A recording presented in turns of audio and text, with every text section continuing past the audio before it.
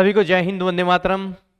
तीजांस पाठशाला सूरतगढ़ के इस डिजिटल प्लेटफॉर्म पर आप सभी बच्चों का स्वागत है।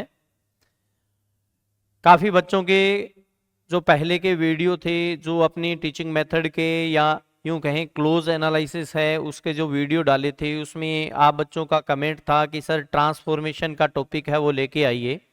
ट्रांसफॉर्मेशन का टॉपिक है उसमें थोड़ी सी दिक्कत आ रही है, तो आज कोशिश करेंगे कि ट्रांसफॉर्मेशन का टॉपिक है वो अच्छे से समझने का प्रयास करेंगे और एक एमसीक्यू बेस्ड है वो अपने सेशन रखेंगे। और स्टार्टिंग के 2-3 सेंटेंसेस में ही आपको पता चल जाएगा कि क्लास है वो फ्रूटफुल रहने वाली है या नहीं रहने वाली। अपने यूं कहें कि ऐसे बहुत से कॉन्सेप्ट जिसमें आप गलती कर सकते हैं, देखते ही अपने क्या है कि जब एग्जाम हॉल में बैठे होते हैं तो मिस्टेक होती है, वो सारी चीज़ें क्या है कि आज चर्चा करेंगे और मैं ये कोशिश करूंगा कि आप उस प्रकार की गलतियां न करें और आपको पूरा टॉपिक है वो अच्छे से कॉन्सेप्ट आपके इस पूरे टॉपिक के अच्छे से क्लियर हो। हालांकि ट्रांसफॉर्मेशन का टॉपिक एक ऐसा वाइड टॉपिक है जिसमें कम से कम 15 दिन का टाइम है वो लगता है, क्योंकि इसमें अलग अलग प्रकार के ट्रांसफॉर्मेशन हैं वो अपने को कवर करने होते हैं। परंतु फिर भी मैं कोशिश करूंगा कि इस आज के सेशन में, आज की क्लास में, जो एक प्रकार से आपके 3rd grade point of view से जो आपका टीचर एग्जाम है 19 तारीख को होने वाला, उसके लिए जो डिज़ाइन की है उसमें अपने अच्छे से सारी चीज़ों को कवर कर पाएँ, ये मेरी कोशिश है वो रहेगी। चलो चर्चा है वो अपने करते हैं। हाँ, ये आप बच्चों के लिए छोटी सी इंफॉर्मेशन, ठीक है। आप 3rd ग्रेड के पेपर के बाद में आप 2nd ग्रेड का पेपर देंगे और मेरा आपको यूं कहें कि एक टीचर होने के नाते आपको सजेशन है कि आप ये वॉल्यूम है वो आप ज़रूर मंगवा के देखना। अगर आप 2nd ग्रेड की प्रिपरेशन कर रहे हैं तो 2nd ग्रेड का वॉल्यूम, और अगर स्कूल लेक्चरर की प्रिपरेशन करेंगे तो स्कूल लेक्चरर का वॉल्यूम।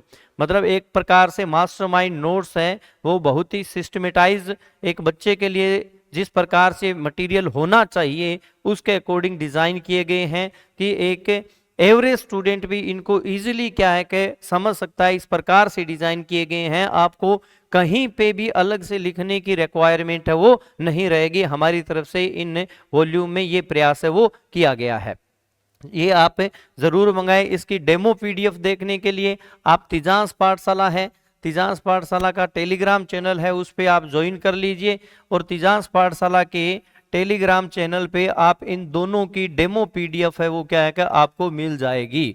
तीजांस पाठशाला के टेलीग्राम चैनल पे इन दोनों की डेमो पीडीएफ है वो आपको मिल जाएगी, आप जरूर देखिए। मैं आपको सजेशन देता हूं, देखो आपको मंगवाना अलग बात है, इसकी डेमो पीडीएफ देखोगे तो आपको बिल्कुल पता चलेगा कि स्टडी मटेरियल है वो किस प्रकार का आपके लिए तैयार किया गया है। तो डेमो पीडीएफ है वो आप क्या है जरूर देखिए। अगर आप मंगवाते हैं तो इन नंबर पे आप व्हाट्सअप कर सकते हैं या तीजांस पाठशाला का जो अपने यूं के एप्लीकेशन है उसमें स्टोर में जाकर तीजांस पाठशाला का ऐप डाउनलोड करके उसके स्टोर में जाकर भी आप ऑर्डर कर सकते हैं। चलो बात करते हैं। बहुत ही अपने यूं कहें कि रीजनेबल प्राइस है वो इनकी रखी गई है। 2nd ग्रेड के लिए आपके 225 है उसकी प्राइस है, जबकि जो स्कूल लेक्चरर है उसके लिए 290 की प्राइस है वो आपके लिए रखी गई है, जिसमें जितने का आपका वॉल्यूम है उतने का ही आपको कूपन है वो उसमें दिया गया है, जो स्कूल लेक्चरर और 2nd ग्रेड के जो कोर्सेज है उनमें आप यूज कर सकते हो, और उनकी भी प्राइस है वो बहुत ही ऑलरेडी कम है। आप देखिए आपको आनंद आएगा। चलो स्टार्ट करते हैं बिना टाइम, ठीक है, आगे और अपने कंज्यूम किए। ट्रांसफॉर्मेशन ऑफ सेंटेंसेस है उसकी बात करते हैं। हर एक चीज का खाका है वो अपने आप माइंड में बनाते चलें। देखो पढ़ने का आपका साइकोलॉजिकल तरीका होना चाहिए कि किस किस प्रकार से कहाँ पे क्या गलती होती है, कैसे अपने को दूर किया जा सकता है। तो आज के सेशन में, ठीक है, मेरा यही प्रयास रहेगा कि ट्रांसफॉर्मेशन में जहां जहां आप गलती करते हैं, आप पहचानने में गलती करते हैं, क्वेश्चन को सही या सही करने में गलती कर देते हैं, वो क्या क्या सारी चीजें आज अपने डिस्कस करेंगे। चलो ट्रांसफॉर्मेशन का जो टॉपिक है उसमें एक तो आपके आता है एफर्मेटिव, नेगेटिव और इंटेरोगेटिव, जिसमें एफर्मेटिव से नेगेटिव ट्रांसफॉर्मेशन या नेगेटिव से एफर्मेटिव आ सकता है, इंटेरोगेटिव से असर्टिव या असर्टिव से इंटेरोगेटिव, इंपेरेटिव से असर्टिव या असर्टिव से इंपेरेटिव। अब यहाँ पे आप ये ध्यान रखें एफर्मेटिव तो जिनको आप सिंपल भाषा में पॉजिटिव सेंटेंस कहते हैं, ठीक है। एफर्मेटिव सेंटेंस कौन से होते हैं बेटा? जो पॉजिटिव सेंटेंस आप बोलते हैं वो कौन से होते हैं? एफर्मेटिव सेंटेंस होते हैं, ठीक है। पॉजिटिव और नेगेटिव बोल दो या एफर्मेटिव और नेगेटिव बोल दो। असर्टिव जो सेंटेंस होते हैं उन असर्टिव सेंटेंस में दो प्रकार के सेंटेंसेस आ जाते हैं, एक तो एफर्मेटिव सेंटेंस आ जाते हैं और दूसरा नेगेटिव सेंटेंस आ जाते हैं। मतलब अगर आप असर्टिव सेंटेंस बोल रहे हो तो असर्टिव का मतलब है, कुछ बच्चे हैं उसको मिस इंटरप्रेट कर लेते हैं, असर्टिव का मतलब एफर्मेटिव नहीं होता। असर्टिव सेंटेंस है वो एफर्मेटिव और नेगेटिव दोनों सेंटेंस है उसमें इंक्लूड होते हैं, इस चीज का ध्यान रखना। इसका मतलब एक इंटेरोगेटिव सेंटेंस है, उसको अगर असर्टिव में कन्वर्ट करने के लिए कह रहा है तो इसका मतलब वहां पे पॉजिटिव सेंटेंस भी हो सकता है और नेगेटिव सेंटेंस भी हो सकता है, इस चीज का आपको ध्यान रखना है। इसी प्रकार एक्सक्लेमेटरी है, ठीक है। मैंने शायद तक यहाँ पे इंपेरेटिव बोल दिया था, एक्सक्लेमेटरी है, सॉरी, ठीक है। एक्सक्लेमेटरी है उसको किस में चेंज करना? असर्टिव में। तो तीन टाइप है वो अपने देख लिए, वाइस वर्सा भी हो जाएगा। यहाँ पे देखिए इस तीर का निशान यही है कि एक्सक्लेमेटरी से असर्टिव, असर्टिव से एक्सक्लेमेटरी। तो एफर्मेटिव से नेगेटिव, नेगेटिव से एफर्मेटिव, उसके बाद में इंटेरोगेटिव से असर्टिव, असर्टिव से इंटेरोगेटिव और एक्सक्लेमेटरी से असर्टिव और असर्टिव से एक्सक्लेमेटरी। इसके अलावा डिग्री ऑफ कंपैरिजन है, वो भी आपका किसका पार्ट होता है? ट्रांसफॉर्मेशन का पार्ट होता है। इसके अलावा सिंपल से कंपाउंड, कंपाउंड से सिंपल का ले लो, या सिंपल से कॉम्प्लेक्स, कॉम्प्लेक्स से सिंपल का ले लो, या कंपाउंड से कॉम्प्लेक्स और कॉम्प्लेक्स से, ठीक है, आपका कंपाउंड, ठीक है। तो ये एक प्रकार से आपके जो चेंजेस है वो ट्रांसफॉर्मेशन के वो रहते हैं। तो यहाँ पे तीन, ये एक डिग्री का टॉपिक और एक सिंपल कंपाउंड और एक कॉम्प्लेक्स। उसके अलावा वॉइस का topic, active voice, possessive voice और नरेशन जो डायरेक्ट इनडायरेक्ट है, ये दोनों टॉपिक भी एक प्रकार से किसके हिस्सा है? ट्रांसफॉर्मेशन का जो टॉपिक होता है उसी का हिस्सा है। हालांकि अपने जो क्या है कि ग्रेड 3 का अपने के सिलेबस कहें या ग्रेड 2 का कहें या स्कूल लेक्चरर का कहें, उन सभी में ये जो टॉपिक है वो क्या है कि अलग अलग है, वो दिए गए हैं। वॉइस के नाम से अलग दिया गया है, नरेशन के नाम से अलग दिया गया है, डायरेक्ट इनडायरेक्ट के नाम से अलग है, ठीक है। तो ये यहाँ पे अलग भी मिल जाते हैं, डिग्री का अलग मिल जाता है, इसका अलग, ठीक है। सिंपल, कंपाउंड, कॉम्प्लेक्स का अलग दिया हुआ है, ठीक है, जबकि ट्रांसफॉर्मेशन के नाम से ये टॉपिक अलग दिया हुआ है। परंतु एक्चुअल में ट्रांसफॉर्मेशन में क्या होता है, एक सेंटेंस को जब दूसरे सेंटेंस में आप कन्वर्ट करते हैं तो इसका मीनिंग चेंज नहीं होता, उसका मीनिंग चेंज नहीं होता। और इन सभी के सभी 9 पॉइंट में जब आप एक को दूसरे में कन्वर्ट करेंगे तो किसी का भी मीनिंग चेंज नहीं होता है। एक तो होता है चेंज इन द सेंटेंस और एक होता है ट्रांसफॉर्म द सेंटेंस। ट्रांसफॉर्म कर रहे हो इसका मतलब वहां पे मीनिंग चेंज नहीं है। अगर आप सेंटेंस को चेंज कर रहे हो, मतलब पॉजिटिव सेंटेंस से नेगेटिव बना रहे हो, तो इसका मतलब वहां पे मीनिंग चेंज होगा। जैसे अगर मैं ये कहूं, ठीक है, जैसे आप ये कह रहे हो कि राम इज प्लेइंग, अगर आपने ये कहा है राम इज प्लेइंग और आपने अगर इसका ये लिख दिया Ram is not playing, Ram is not playing, अगर आपने ये सेंटेंस लिख दिया, इसका मतलब क्या हो गया कि यहां पे जो सेंटेंस है उसका ये नेगेटिव तो है, ठीक है, परंतु ये ट्रांसफॉर्म नहीं है, ये चेंज है। ये कन्वर्ट किया आपने, पॉजिटिव का नेगेटिव बना दिया, एफर्मेटिव का नेगेटिव बना दिया। ट्रांसफॉर्मेशन में मीनिंग चेंज नहीं होता है, जबकि यहाँ पे मीनिंग है वो चेंज हो रहा है।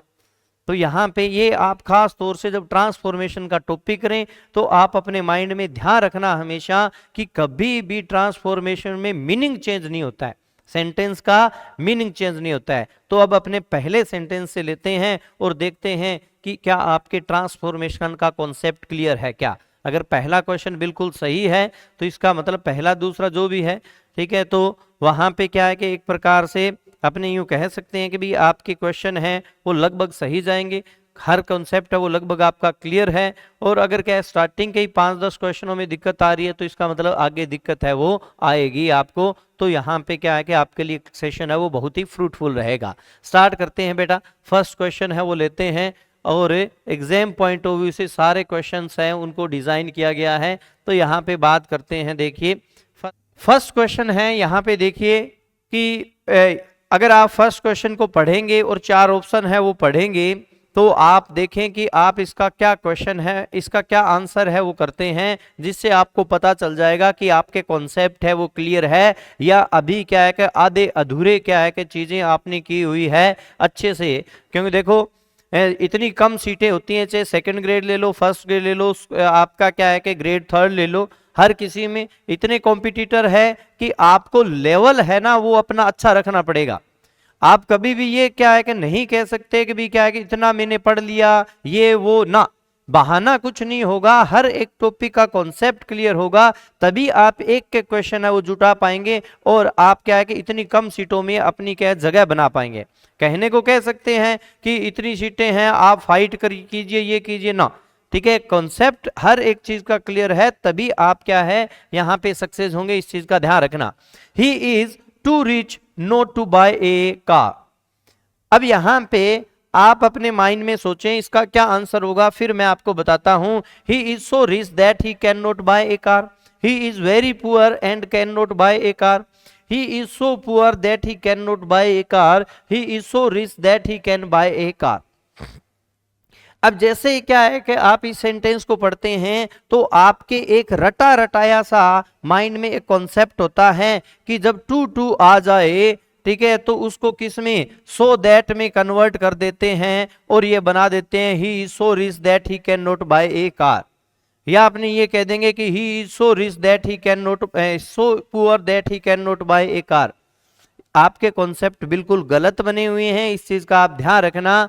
आपने सिर्फ इतना सा, ठीक है, सरफेस लेवल पे इस स्ट्रक्चर को पढ़ा है। क्या पढ़ा है कि आपने ये पढ़ लिया कि he is too weak, he is too weak to walk, he is too weak to walk। आपने ये सेंटेंस पढ़ा, ठीक है, और इसके अकॉर्डिंग आपका क्या है कि एक माइंड में स्ट्रक्चर्स है, ठीक है, एक आपके फीड हो रखा है क्या बेटा कि ही इज वेरी वीक, ठीक है, ही इज सो वीक,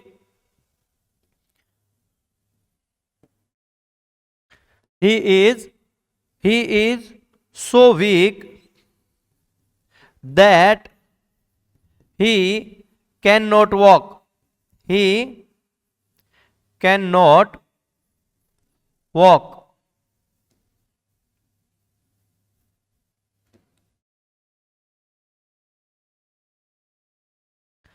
अब आपके माइंड में ये क्या है कि स्ट्रक्चर बना हुआ है कि he is too weak to walk और he is so weak that he can not walk. यहां तक आपका लेवल एकदम सही है, परंतु इस स्ट्रक्चर में, इस सेंटेंस में फर्क है, क्योंकि यहां पे जब टू टू का ये यूज हो रहा है तो यहां पे नोट यूज नहीं हुआ। He is too weak to walk, इसका मतलब ये हो गया कि वो इतना कमजोर है, मतलब चलने के लिए वो बहुत ज्यादा कमजोर है कि वो चल नहीं सकता, इतना कमजोर है। तो आपने बिल्कुल सही बनाया, ही is so weak that he can not walk. परंतु यहां पे आपने अपना जो माइंड में फीड हो रखा है उसके कारण आपने यहां पे नोट ऑब्जर्व नहीं किया बेटा। He is too rich not to buy a car. अगर क्या है कि टू टू के स्ट्रक्चर में, टू टू के स्ट्रक्चर में, ठीक है, जो आपके माइंड में फीडिंग है, लगभग बच्चों की बात कर रहा हूं मैं, 90% बच्चों की बात कर रहा हूं, क्योंकि अपने रिवीजन के पॉइंट ऑफ व्यू से देख रहे हैं, नए की क्या है कि एकदम नए सिरे से चीज को कर रहे हैं। यहां पे आपकी गलती होती है कि टू टू दिया हुआ है तो सो दैट लगा दो और आगे कैन नोट। तो यहां पे वो तब होता है जब यहां पे नोट नहीं हो। अगर नोट यहां पे है तो इसका मतलब आगे नोट नहीं आएगा, आगे नोट नहीं आएगा, आगे नोट नहीं आएगा, ये ध्यान रखना।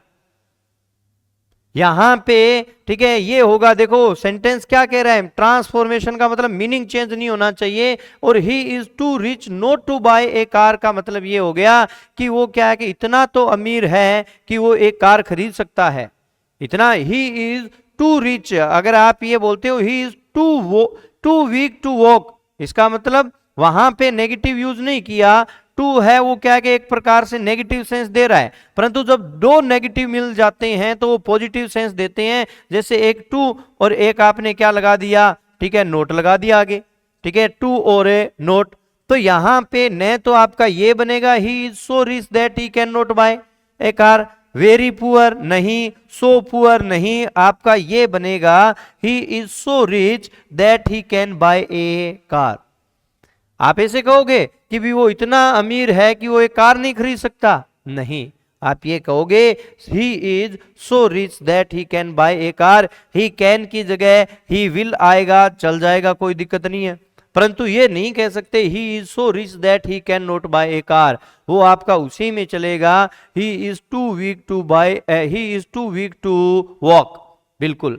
It is too hot to drink, it is too hot to drink, तो यहां पे it is too hot for us to drink, इसका मतलब it is so hot that we can not drink, वहां पे सही है। परंतु इस स्ट्रक्चर का ध्यान रखना, बहुत से बच्चों के लिए ये स्ट्रक्चर बिल्कुल नया है और ऐसे क्या है कि पेपर में क्वेश्चन आते हैं और अपने गलत करके आते हैं। क्यों? क्योंकि अपनी आधा अधूरा चीज पढ़ रखी है, आधा अधूरा कॉन्सेप्ट है वो अपना बनाया हुआ है कि टू टू आ गया तो सो दैट लगाना है, फिर आगे कैन नोट कर दो या कुड नोट कर दो, जबकि ऐसा नहीं है। यहां पे अगर नोट आ गया इस टू से पहले, ठीक है, तो फिर यहां पे नोट अपने को नहीं लगाना, तो इस चीज का ध्यान रखें।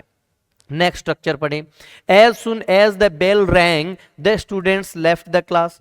अब यहां पे आप सेंटेंस पढ़ते जाएं, नो सुनर, हर एक देखो कुछ सेंटेंस ऐसे मैंने एग्जाम्पल यहां पे ऐसे लिए हैं कि 2 या 3 बार रिपीट किए हैं ताकि कॉन्सेप्ट अच्छे से बन जाए, ठीक है। और हर एक क्वेश्चन में आपको नया कॉन्सेप्ट मतलब अच्छे से कुछ सीखने को मिलेगा, ये मेरा उद्देश्य है, नहीं कि सीधे सिंपल सिंपल से क्या कि टिक मारते चलो और नया सीखने को नहीं मिलेगा। यहां पे देखें एज सुन एज, अब एज सुन एज आते ही माइंड में आता है कि नो सुनर में चेंज कर दो, किस में चेंज कर दो? नो सुनर में। तो अब यहां पे नो सुनर के 2 स्ट्रक्चर आ गए।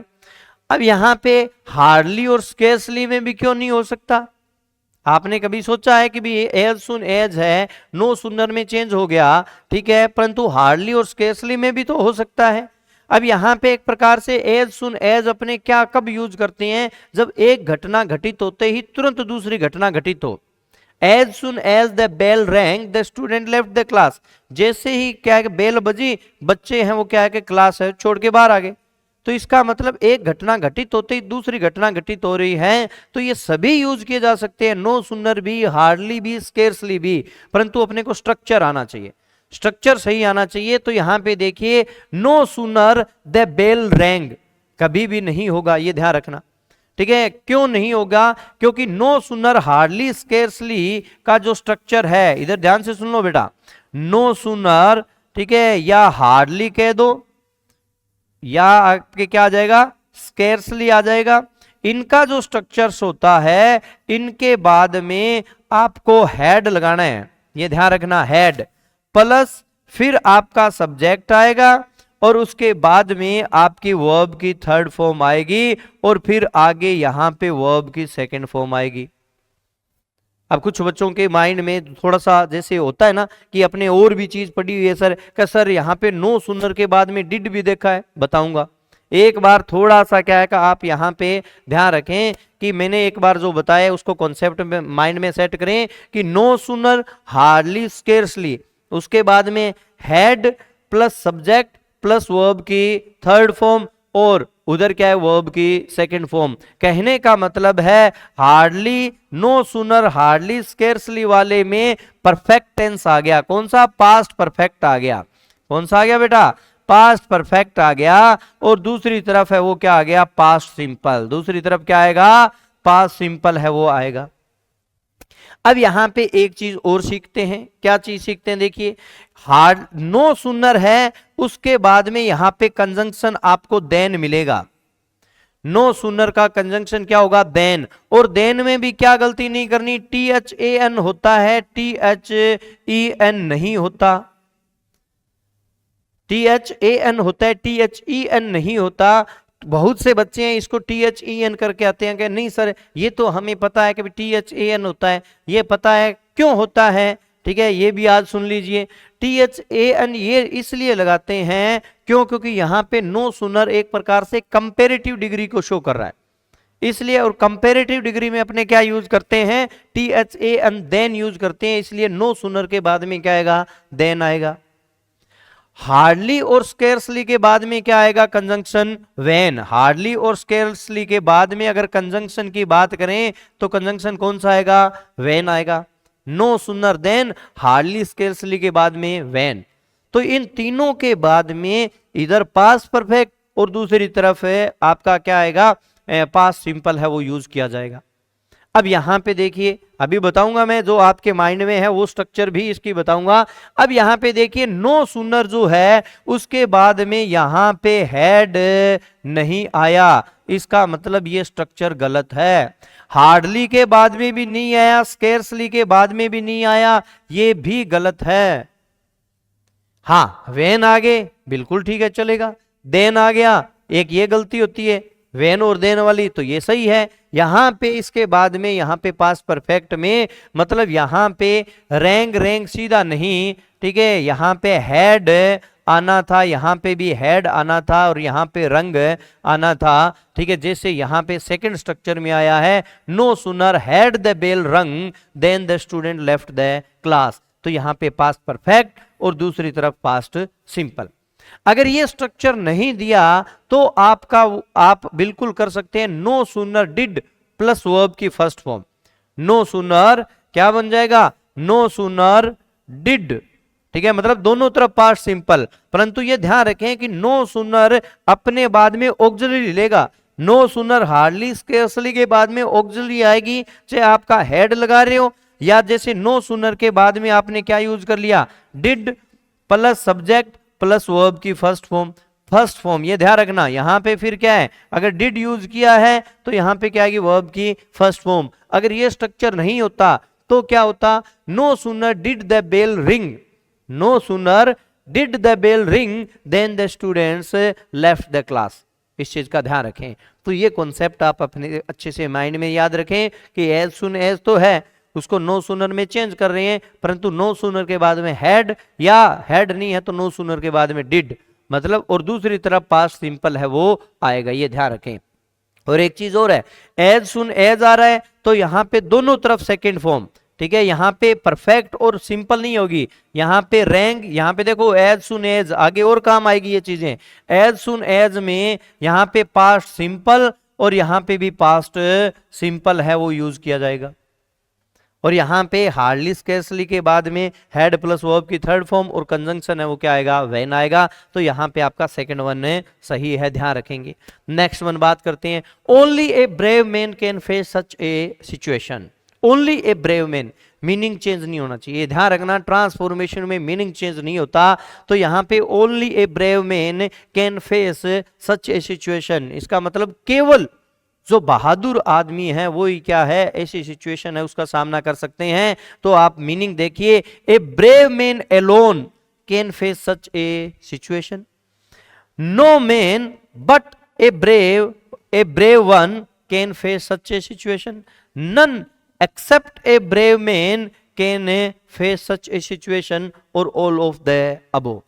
तो यहां पे अगर अपने देखते हैं तो ये तीनों के तीनों ही क्या है, सही है। आपका राइट आंसर है वो क्या होगा, फोर्थ वन होगा। आप इसको ये भी कह सकते हो, देखो ओनली पहले लगाते हैं ओनली ए ब्रेव, और अगर एलोन लगाना है तो वो क्या लगाएंगे, ठीक है, नाउन के बाद में a brave man alone, alone लगाएंगे तो क्या है, a brave man alone, a brave man नहीं, a brave man Elon.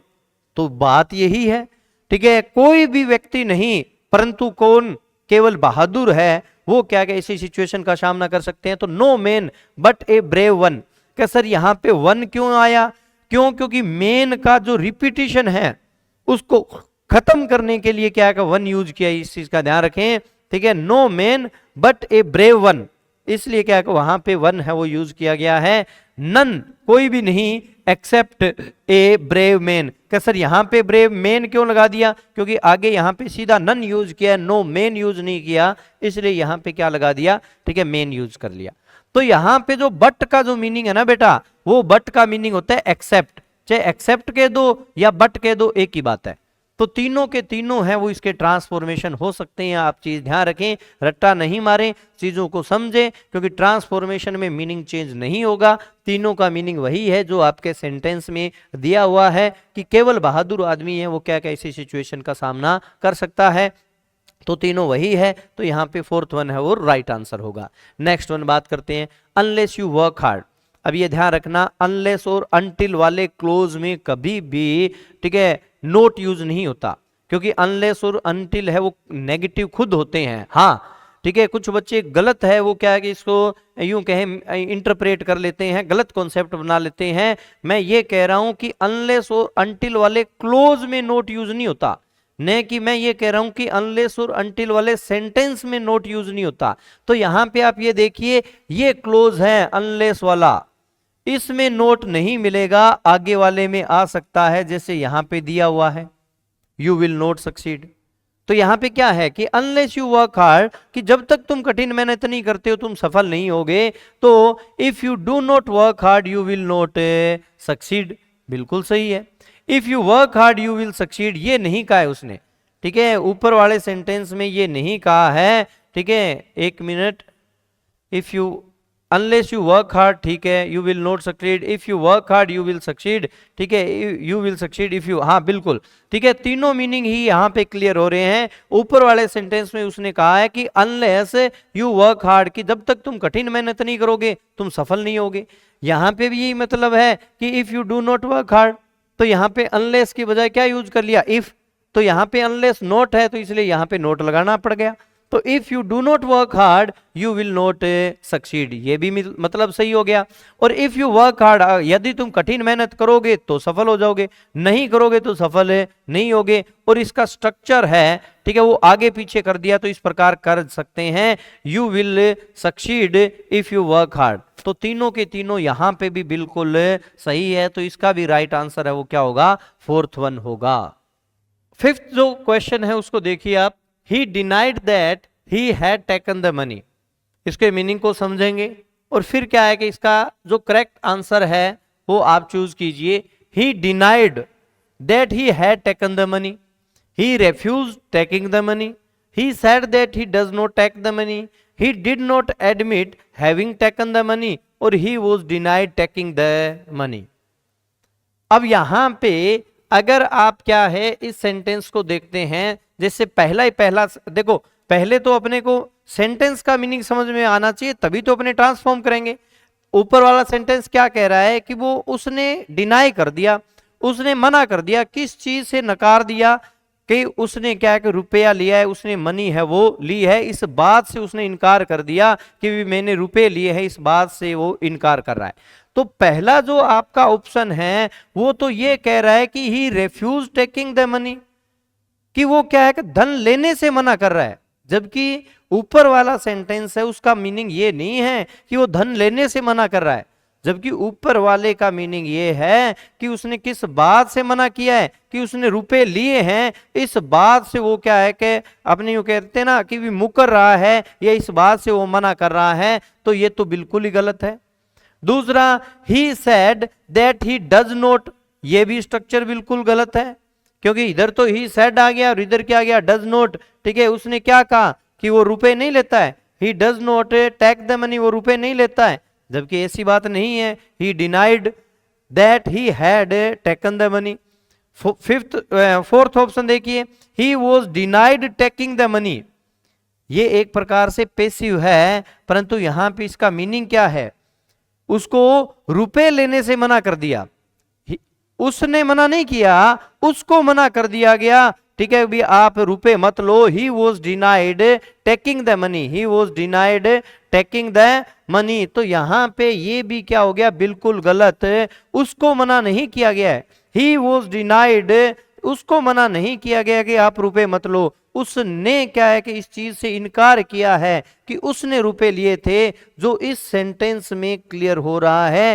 He did not admit, या तो कह दो ही डिनाई, और या क्या कह दो डिड नॉट एडमिट। तो दो नेगेटिव यहां पे यूज कर लिए, एक तो क्या कर लिया, एक तो यहां पे नेगेटिव नोट यूज कर लिया और इसका अपोजिटिव यूज कर लिया। तो डिनाई का अपोजिट क्या होता है, एडमिट, एडमिट का अपोजिट क्या होता है, डिनाई। तो यहाँ पे डिनाई का अपोजिट यूज कर लिया और यहाँ पे एक क्या यूज कर लिया, नोट। तो इसका मतलब यहाँ पे नोट एडमिट का मतलब क्या हो गया, डिनाई।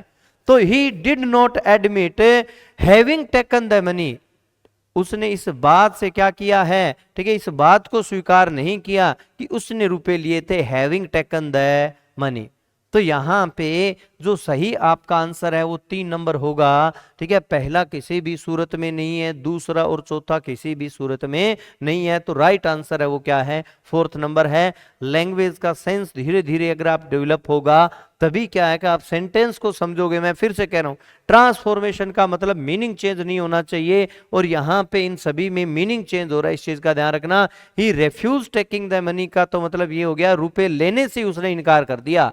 इसी प्रकार ही वॉज डिनाइड का मतलब हो गया उसको मना कर दिया गया कि आप रुपए ले रहे हो, आप रुपए ले रहे हो, ठीक है, आप रुपए लो, इस बात से उसको मना कर दिया, ऐसा कुछ भी नहीं कहा है। ऊपर वाले का जो मीनिंग है वो 3rd वन में क्लियर हो रहा है। नेक्स्ट सेंटेंस देखिए, everyone likes an honest man. अब यहां पे no one dislikes an honest man, everyone dislike an a dishonest man, an honest man is liked by everyone, no one hates an honest man।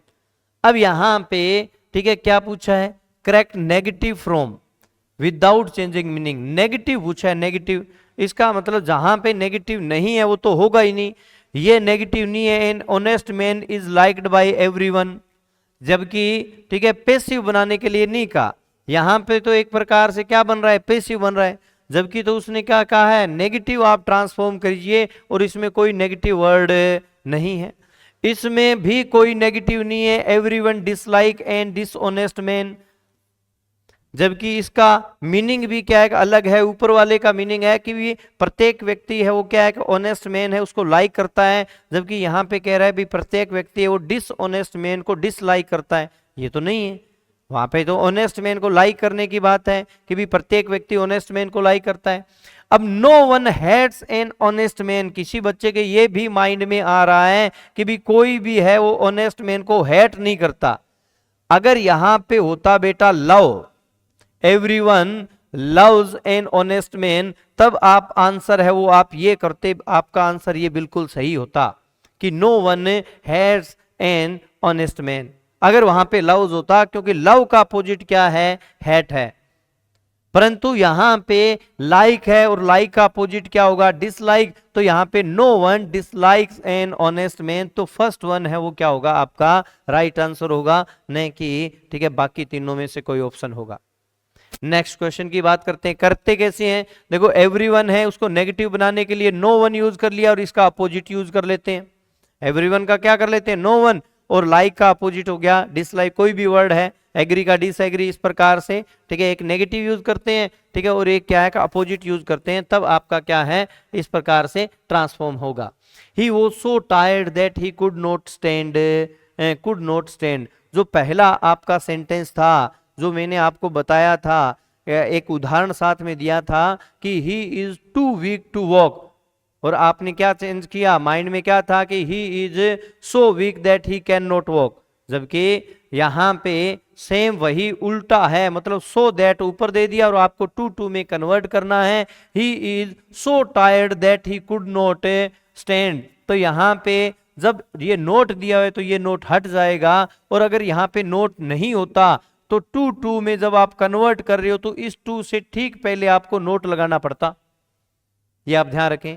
तो he was so tired that he could not walk, तो he was too tired to stand, तो यहां पे आपका right answer वो first होगा। He was very tired and could not stand, ये नहीं होगा, ठीक है। आगे क्यों नहीं होगा, क्योंकि यहां पे नेगेटिव है और इसका पॉजिटिव है वो अपने बना रहे हैं, तो सो दैट जो एक प्रकार से है तो टू में क्या होता है कन्वर्ट होता है, तो ये नहीं होगा। He was extremely tired to stand, ये भी नहीं है। He was tired enough not to stand, ये भी नहीं है। आपका क्या होगा, सो दैट है तो टू में आप कन्वर्ट कर दीजिए अगर नोट है तो। अगर नोट यहाँ पे नहीं आ रहा तो इस टू से ठीक पहले है वो आपको क्या लगा देना है, नोट है वो लगा देना है।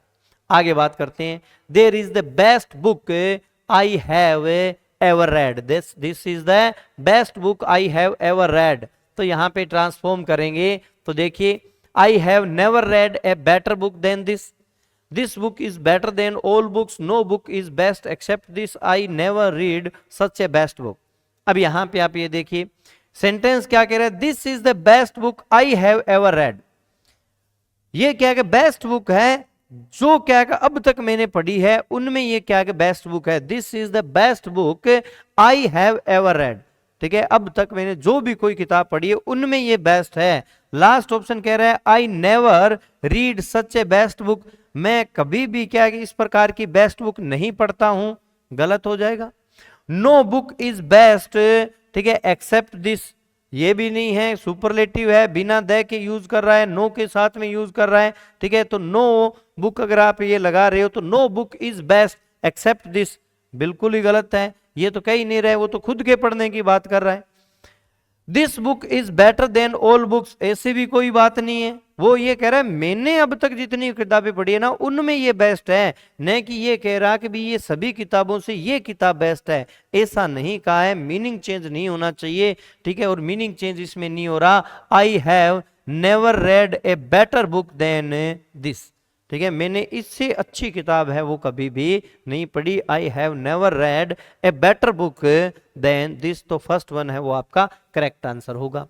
Next one, he was so weak that, अब सो है तो वहां पे टू में कन्वर्ट कर दो, नोट है तो इसका मतलब नोट नहीं आएगा टू में, और अगर नोट नहीं होता तो नोट लगा देते, तो he was too weak to lift the box, तो फर्स्ट है वो क्या होगा आपका बिल्कुल राइट आंसर होगा, एकदम सिंपल सा है।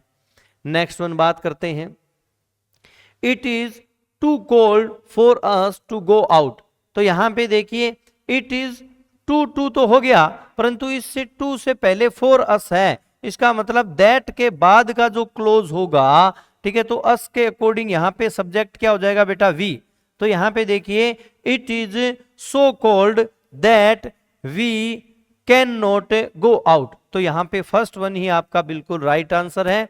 इट इज वेरी कोल्ड, तो यहां पे टू है तो सो दैट में कन्वर्ट करेंगे, यहां पे वेरी वाला ये स्ट्रक्चर नहीं होगा, एक्सट्रीमली कोल्ड वाला नहीं होगा, सच कोल्ड दैट वाला नहीं होगा, तो यहां पे it is so cold that we can not go out, ये ध्यान रखें, तो यहां पे फर्स्ट वन है वो आपका राइट आंसर हो जाएगा।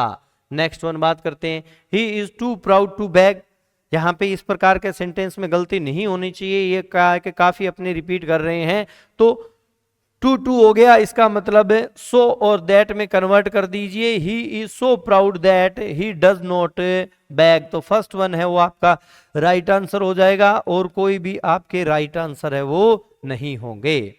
अब नए प्रकार के सेंटेंसेस है वो अपने लेते हैं, और बहुत ही शानदार सेंटेंस यहां पे एक बार फिर से, no sooner had I reach the station than the train left, यहां पे जो दूसरा सेंटेंस अपने किया था उसमें भी सेम स्ट्रक्चर था, नो सूनर, ठीक है, डिड लिखो या नो सूनर हैड, यहां पे परफेक्ट टेंस, और दूसरी तरफ अगर बात करें तो यहां पे पास्ट सिंपल, और बीच में कंजंक्शन देन, तो कन्वर्ट करेंगे कौन सा, ठीक है, हार्डली हैड, बिल्कुल ठीक है, चल जाएगा, ठीक है, एज सुन एज, अब यहां पे देखते हैं, देखिए hardly had I reach the station when the train left, बिल्कुल सही है, अपने जो 2 नंबर सेंटेंस करके आए थे उस 2 नंबर में इसको डिटेल से अपने समझा था, कौन कौन से 3 स्ट्रक्चर थे, नो सूनर है, नो सूनर के बाद में हैड सब्जेक्ट वर्ब की थर्ड फॉर्म, और उधर क्या है कि देन कंजंक्शन आएगा और पास्ट सिंपल, और हार्डली और स्केर्सली के साथ में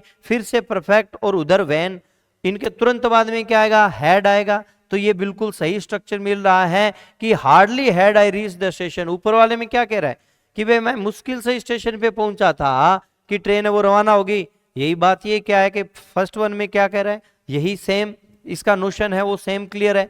यहां पे देखिए क्या गलती हो रही है, बच्चे क्या है कि नो सूनर को देखते ही सेकंड वन करते हैं, एज सुन एज को देखते ही नो सूनर करते हैं, आप हमेशा क्या है कि जल्दबाजी है उससे बचिए बेटा, स्ट्रक्चर क्या है वो आपको कॉन्सेप्ट क्लियर होंगे तभी आप सही कर पाओगे, ये नहीं है नो सूनर को एज सुन एज को नो सूनर, तो यहां पे देखिए as soon as I reach the station the train had left, गलत है, मैंने आपको 2 नंबर सेंटेंस समझाया था, तब मैंने आपको कहा था एज सुन, क्योंकि जो सेंटेंस था, ठीक है, वो आपका क्या था, स्ट्रक्चर जो था, सेंटेंस जो था वो एज सुन एज में था, यहां पे अगर आपको याद हो तो देखिए as soon as the bell rang, तब मैंने आपको बताया था कि दोनों तरफ है वो वर्ब की कौन सी फॉर्म आएगी, second form as soon as के साथ में, और नो सुनर है हार्डली स्केर्सली, उनके बाद में आप हैड लगाओ, ठीक है। फिर यहाँ पे थर्ड फॉर्म, ठीक है, और नो सुनर के साथ में then,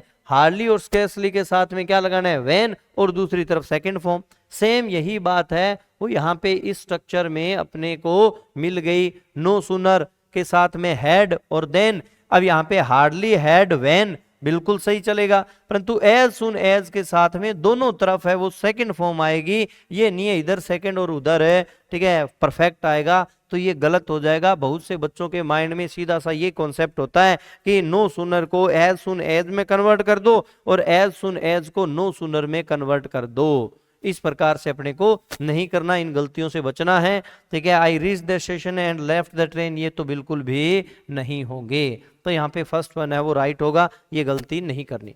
only the rich can afford such luxurious, तो यहाँ पे लग्जरीज, ठीक है, only the rich can afford, तो यहाँ पे देखिए the rich alone, only the rich या द रिच एलोन, सेम क्या है सेंटेंस है वो अपने पहले कर चुके हैं, ठीक है। Only the brave can face such a situation, only the brave can face such situation, तो वहां पे भी ये तीन की तीन सेम स्ट्रक्चर थी, द रिच एलोन या नन बट द रिच या no one except the rich, same structure थी। ये मैंने आपको पहले ही कहा था कि एक जो सेंटेंस है उसके दो तीन अपने सेंटेंस लेंगे ताकि अच्छे से क्लियर हो जाए, तो ये उसी का दूसरा है, तो इसका राइट आंसर है वो फोर्थ वन होगा, क्योंकि तीनों के तीनों स्ट्रक्चर है वो बिल्कुल सही है, ठीक है। इसको तीन तरीके से आप कन्वर्ट कर सकते हो, ओनली द रिच को the rich alone, none but the rich और no one except the rich.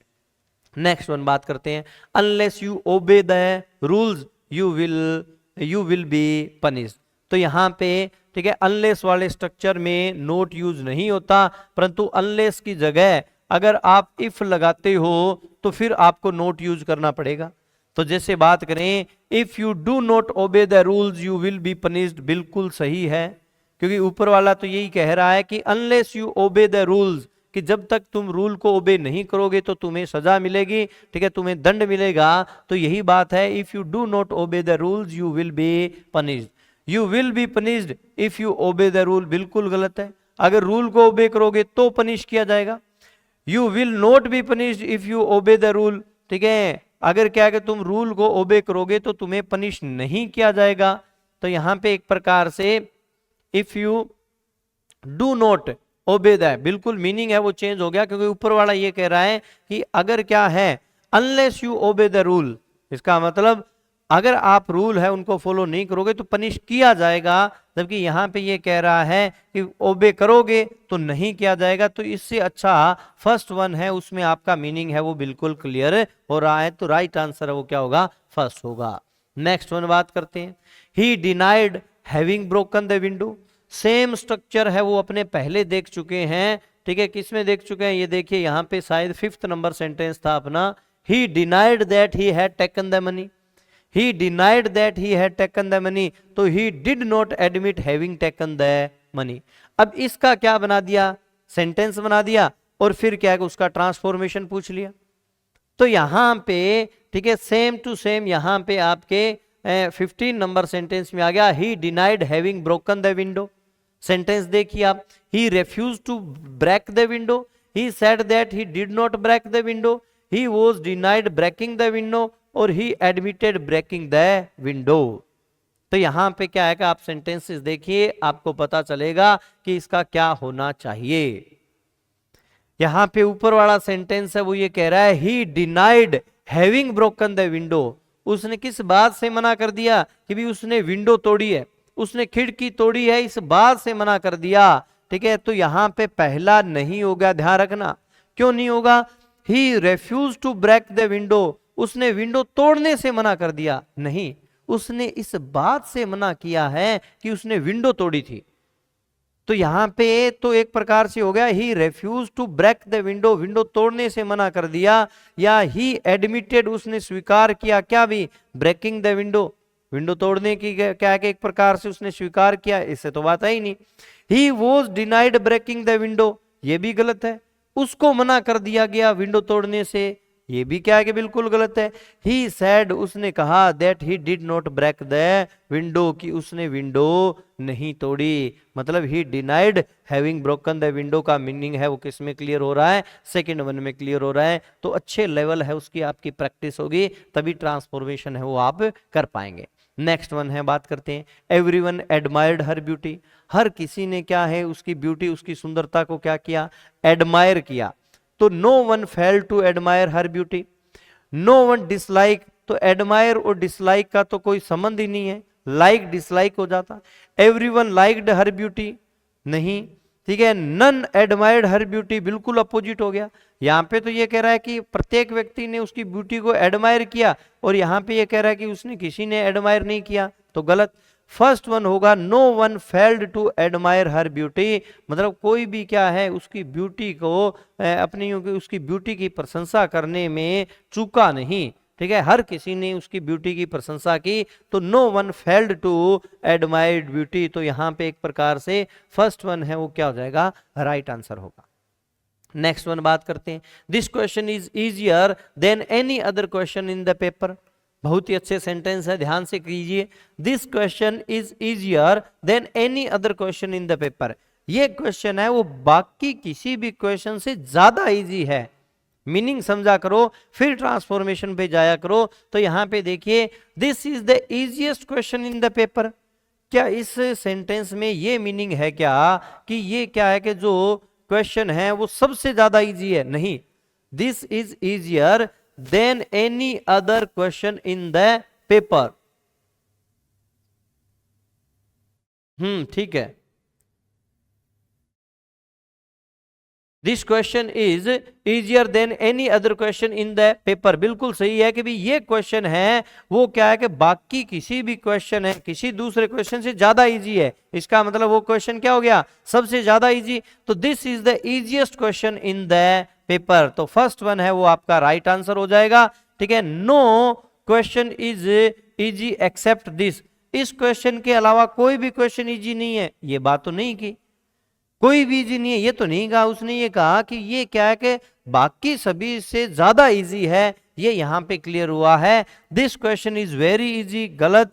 No other question is easier, अब नो अदर के साथ में यहां पे भी कंपेरेटिव यूज कर लिया, ठीक है, और यहां पे भी क्या है, ठीक है, आपने नो अदर है इजियर, इजियर नो अदर के साथ में तो आपका positive sentence positive degree use होती है, कंपेरेटिव डिग्री यूज नहीं होती। तो आपका राइट आंसर है वो क्या होगा, फर्स्ट वन, क्योंकि सेंटेंस क्या कह रहा है, this question is easier than any other question in the paper. तो फर्स्ट होगा this is the easiest question in the paper. He did not fail to keep his promise. अब यहां पे देखिए, ठीक है, हम कोशिश ये है कि आप हर प्रकार के क्या है कि स्ट्रक्चर को समझ जाएं। यहां पे ये था everyone admire her beauty, no one fail to admire her beauty. अब यहां पे इसका क्वेश्चन है he did not fail to keep his promise, इसका मतलब ही केप्ट हिज प्रोमिस, मतलब वो कभी भी अपना वायदा है, ठीक है, उसको पूरा करने में नहीं चूकता है, मतलब वो अपना वायदा पूरा करता है, वायदा रखेगा। तो he kept his promise, he failed to kept नहीं होगा, he could not keep his promise, he tried to keep his promise नहीं, he kept his promise. Second one है वो आपका राइट आंसर होगा। Next, she does not dislike music, does not dislike music, इसका मतलब अगर अपने एफर्मेटिव बनाएंगे तो नोट हट जाएगा, और ये क्या है कि इसका अपोजिट हो जाएगा, तो डिसलाइक का क्या होगा, लाइक हो जाएगा। तो सी लाइक्स म्यूजिक, बहुत ही सिंपल क्या है कि सेंटेंस है। नेक्स्ट वन बात करते हैं, ही ऑलवेज स्पीक्स द ट्रूथ, इसका मतलब क्या है कि यहां पे नेगेटिव यूज करो, ठीक है, अगर किसमें नेगेटिव पूछा है तो नेगेटिव यूज करो, और ही ऑलवेज और एक का क्या कर लो, एक प्रकार से अपोजिट, तो ट्रूथ का अपोजिट यूज कर लो। तो इसका मतलब ही नेवर टेल्स ए लाई, तो ऑलवेज है उसका नेवर हो गया, ठीक है, ट्रूथ का क्या हो गया, लाई हो गया, तो ही नेवर टेल्स ए लाई। तो यहां पे कह रहा है कि वो हमेशा सच बोलता है, इसका तो मतलब ये हो गया कि ही वो कभी भी क्या है कि सच नहीं बोलता, तो गलत हो जाएगा। ही does not always speak the truth, तो यहाँ पे नोट यूज कर लिया कि वो कभी भी सच नहीं बोलता, जबकि वो ऊपर कह रहा है हमेशा सच बोलता है। और यहाँ पे ही नेवर टेल्स ए लाई, वो कभी भी झूठ नहीं बोलता, तो थर्ड वन है वो आपका right answer. Next, who does not like freedom, कौन है जो क्या है कि फ्रीडम पसंद नहीं करता? इसका मतलब एवरीबडी लाइक्स फ्रीडम, हर कोई व्यक्ति है वो पसंद करेगा, तो एवरीवन लाइक्स फ्रीडम या एवरीबडी लाइक्स फ्रीडम, तो फर्स्ट वन है वो एक प्रकार से इसका राइट आंसर होगा। नो वन डिसलाइक फ्रीडम, ऐसे नहीं करना, ये क्या है कि नहीं होगा। क्यों नहीं होगा? क्योंकि यहाँ पे क्या दिया बेटा? एफर्मेटिव दिया है, तो यहाँ पे नो वन आ गया, इसलिए ये नहीं होगा। ऑल पीपल लाइक फ्रीडम नहीं, ठीक है। नन हैट्स फ्रीडम, कोई भी फ्रीडम को हैट नहीं करता, तो एक प्रकार से यहाँ पे फिर से नन, तो यहाँ पे एवरीवन लाइक्स फ्रीडम आपका क्या होगा? बिल्कुल सही होगा। नेक्स्ट वन है उसकी बात करते हैं। I have never seen such a beautiful sight, I have never seen such a beautiful sight, affirmative बनाना है, तो I have always seen such a beautiful sight ना। ऊपर वाला सेंटेंस कहता है कि मैंने ऐसा सुंदर दृश्य है वो कभी भी नहीं देखा, तो यहां पे ये नहीं है कि मैं हमेशा देखता हूं, गलत। This is the most beautiful sight I have ever scene, तो बिल्कुल यहां पे आपका राइट आंसर होगा कि ये क्या है? सबसे ब्यूटीफुल साइट है जो मैंने आज तक देखी है। तो I have never seen such a beautiful sight कह दो, या this is the most beautiful sight I have ever seen. I have seen a beautiful sight नहीं, और ये भी नहीं होगा। Next one, is there anyone who does not know him, क्या कोई है जो उसको नहीं जानता? इसका मतलब प्रत्येक व्यक्ति उसको जानता है, तो यहां पे एफर्मेटिव है वो आपको बनाना है, तो मेनी डू नोट आ गया, नहीं होगा। नो वन नोज नहीं होगा, समवन नहीं होगा, एवरीवन नोज हिम, तो यहां पे राइट आंसर है वो फोर्थ होगा। अब और थोड़ा सा क्या लेवल बढ़ाते हैं, और उसके बाद में सिंपल कंपाउंड कॉम्प्लेक्स है उसके क्या 10 क्वेश्चन है वो अपने लास्ट में लेंगे, ताकि आपका वो कॉन्सेप्ट भी अच्छे से क्लियर हो। सिंपल कंपाउंड कॉम्प्लेक्स करवाने से पहले मैं आपको बताऊंगा कि सिंपल सेंटेंस क्या है, कंपाउंड क्या है, कॉम्प्लेक्स क्या है, कैसे पहचानोगे, और कैसे तुरंत क्या है उनमें से 2 क्वेश्चन है, 2 ऑप्शन है वो आप डिलीट कर दोगे, तो वहां पे क्या है कि अपने काफी कुछ चर्चा करेंगे। नेक्स्ट क्वेश्चन देखते हैं। ही हार्डली मेक्स एनी मिस्टेक, बहुत ही अच्छा सेंटेंस है, देखिए। ही hardly makes any mistake, he does not make many mistake, he never makes mistake, he does not make any mistake, और ही रेयरली मेक्स मिस्टेक। तो यहां पे देखिए क्या होगा, सोचिए। अब अगर क्या है, प्रश्न को ढंग से नहीं पढ़ते हैं तो बहुत से बच्चे हैं वो आप में से गलत करके आएंगे। आप ये देखिए कि आपने प्रश्न पढ़ा, फिर आप ऑप्शन पढ़ रहे हो, ऑप्शन पढ़ने के बाद में फिर आपको लगता है कि he rarely makes a mistake, he hardly makes a mistake, ठीक है। ये ऐसे लग रहा है कि भी ज्यादा सही होना चाहिए, परंतु मैं फिर से कह दूं, यहां पे देखो ढंग से पढ़ लेना। नेगेटिव दिया है, रेयरली, हार्डली, स्केर्सली, ये एक प्रकार से क्या है? नेगेटिव है, ठीक है। मीनिंग देते हैं परंतु नेगेटिव सेंटेंस नहीं बनाते, तो यहां पे रेयरली नेगेटिव नहीं है, इसका ये आंसर नहीं होगा। अब आगे देखिए, अब आगे बात करते हैं। हार्डली मेक्स एनी मिस्टेक, तो ही नेवर मेक्स मिस्टेक, ये उसने नहीं कहा है।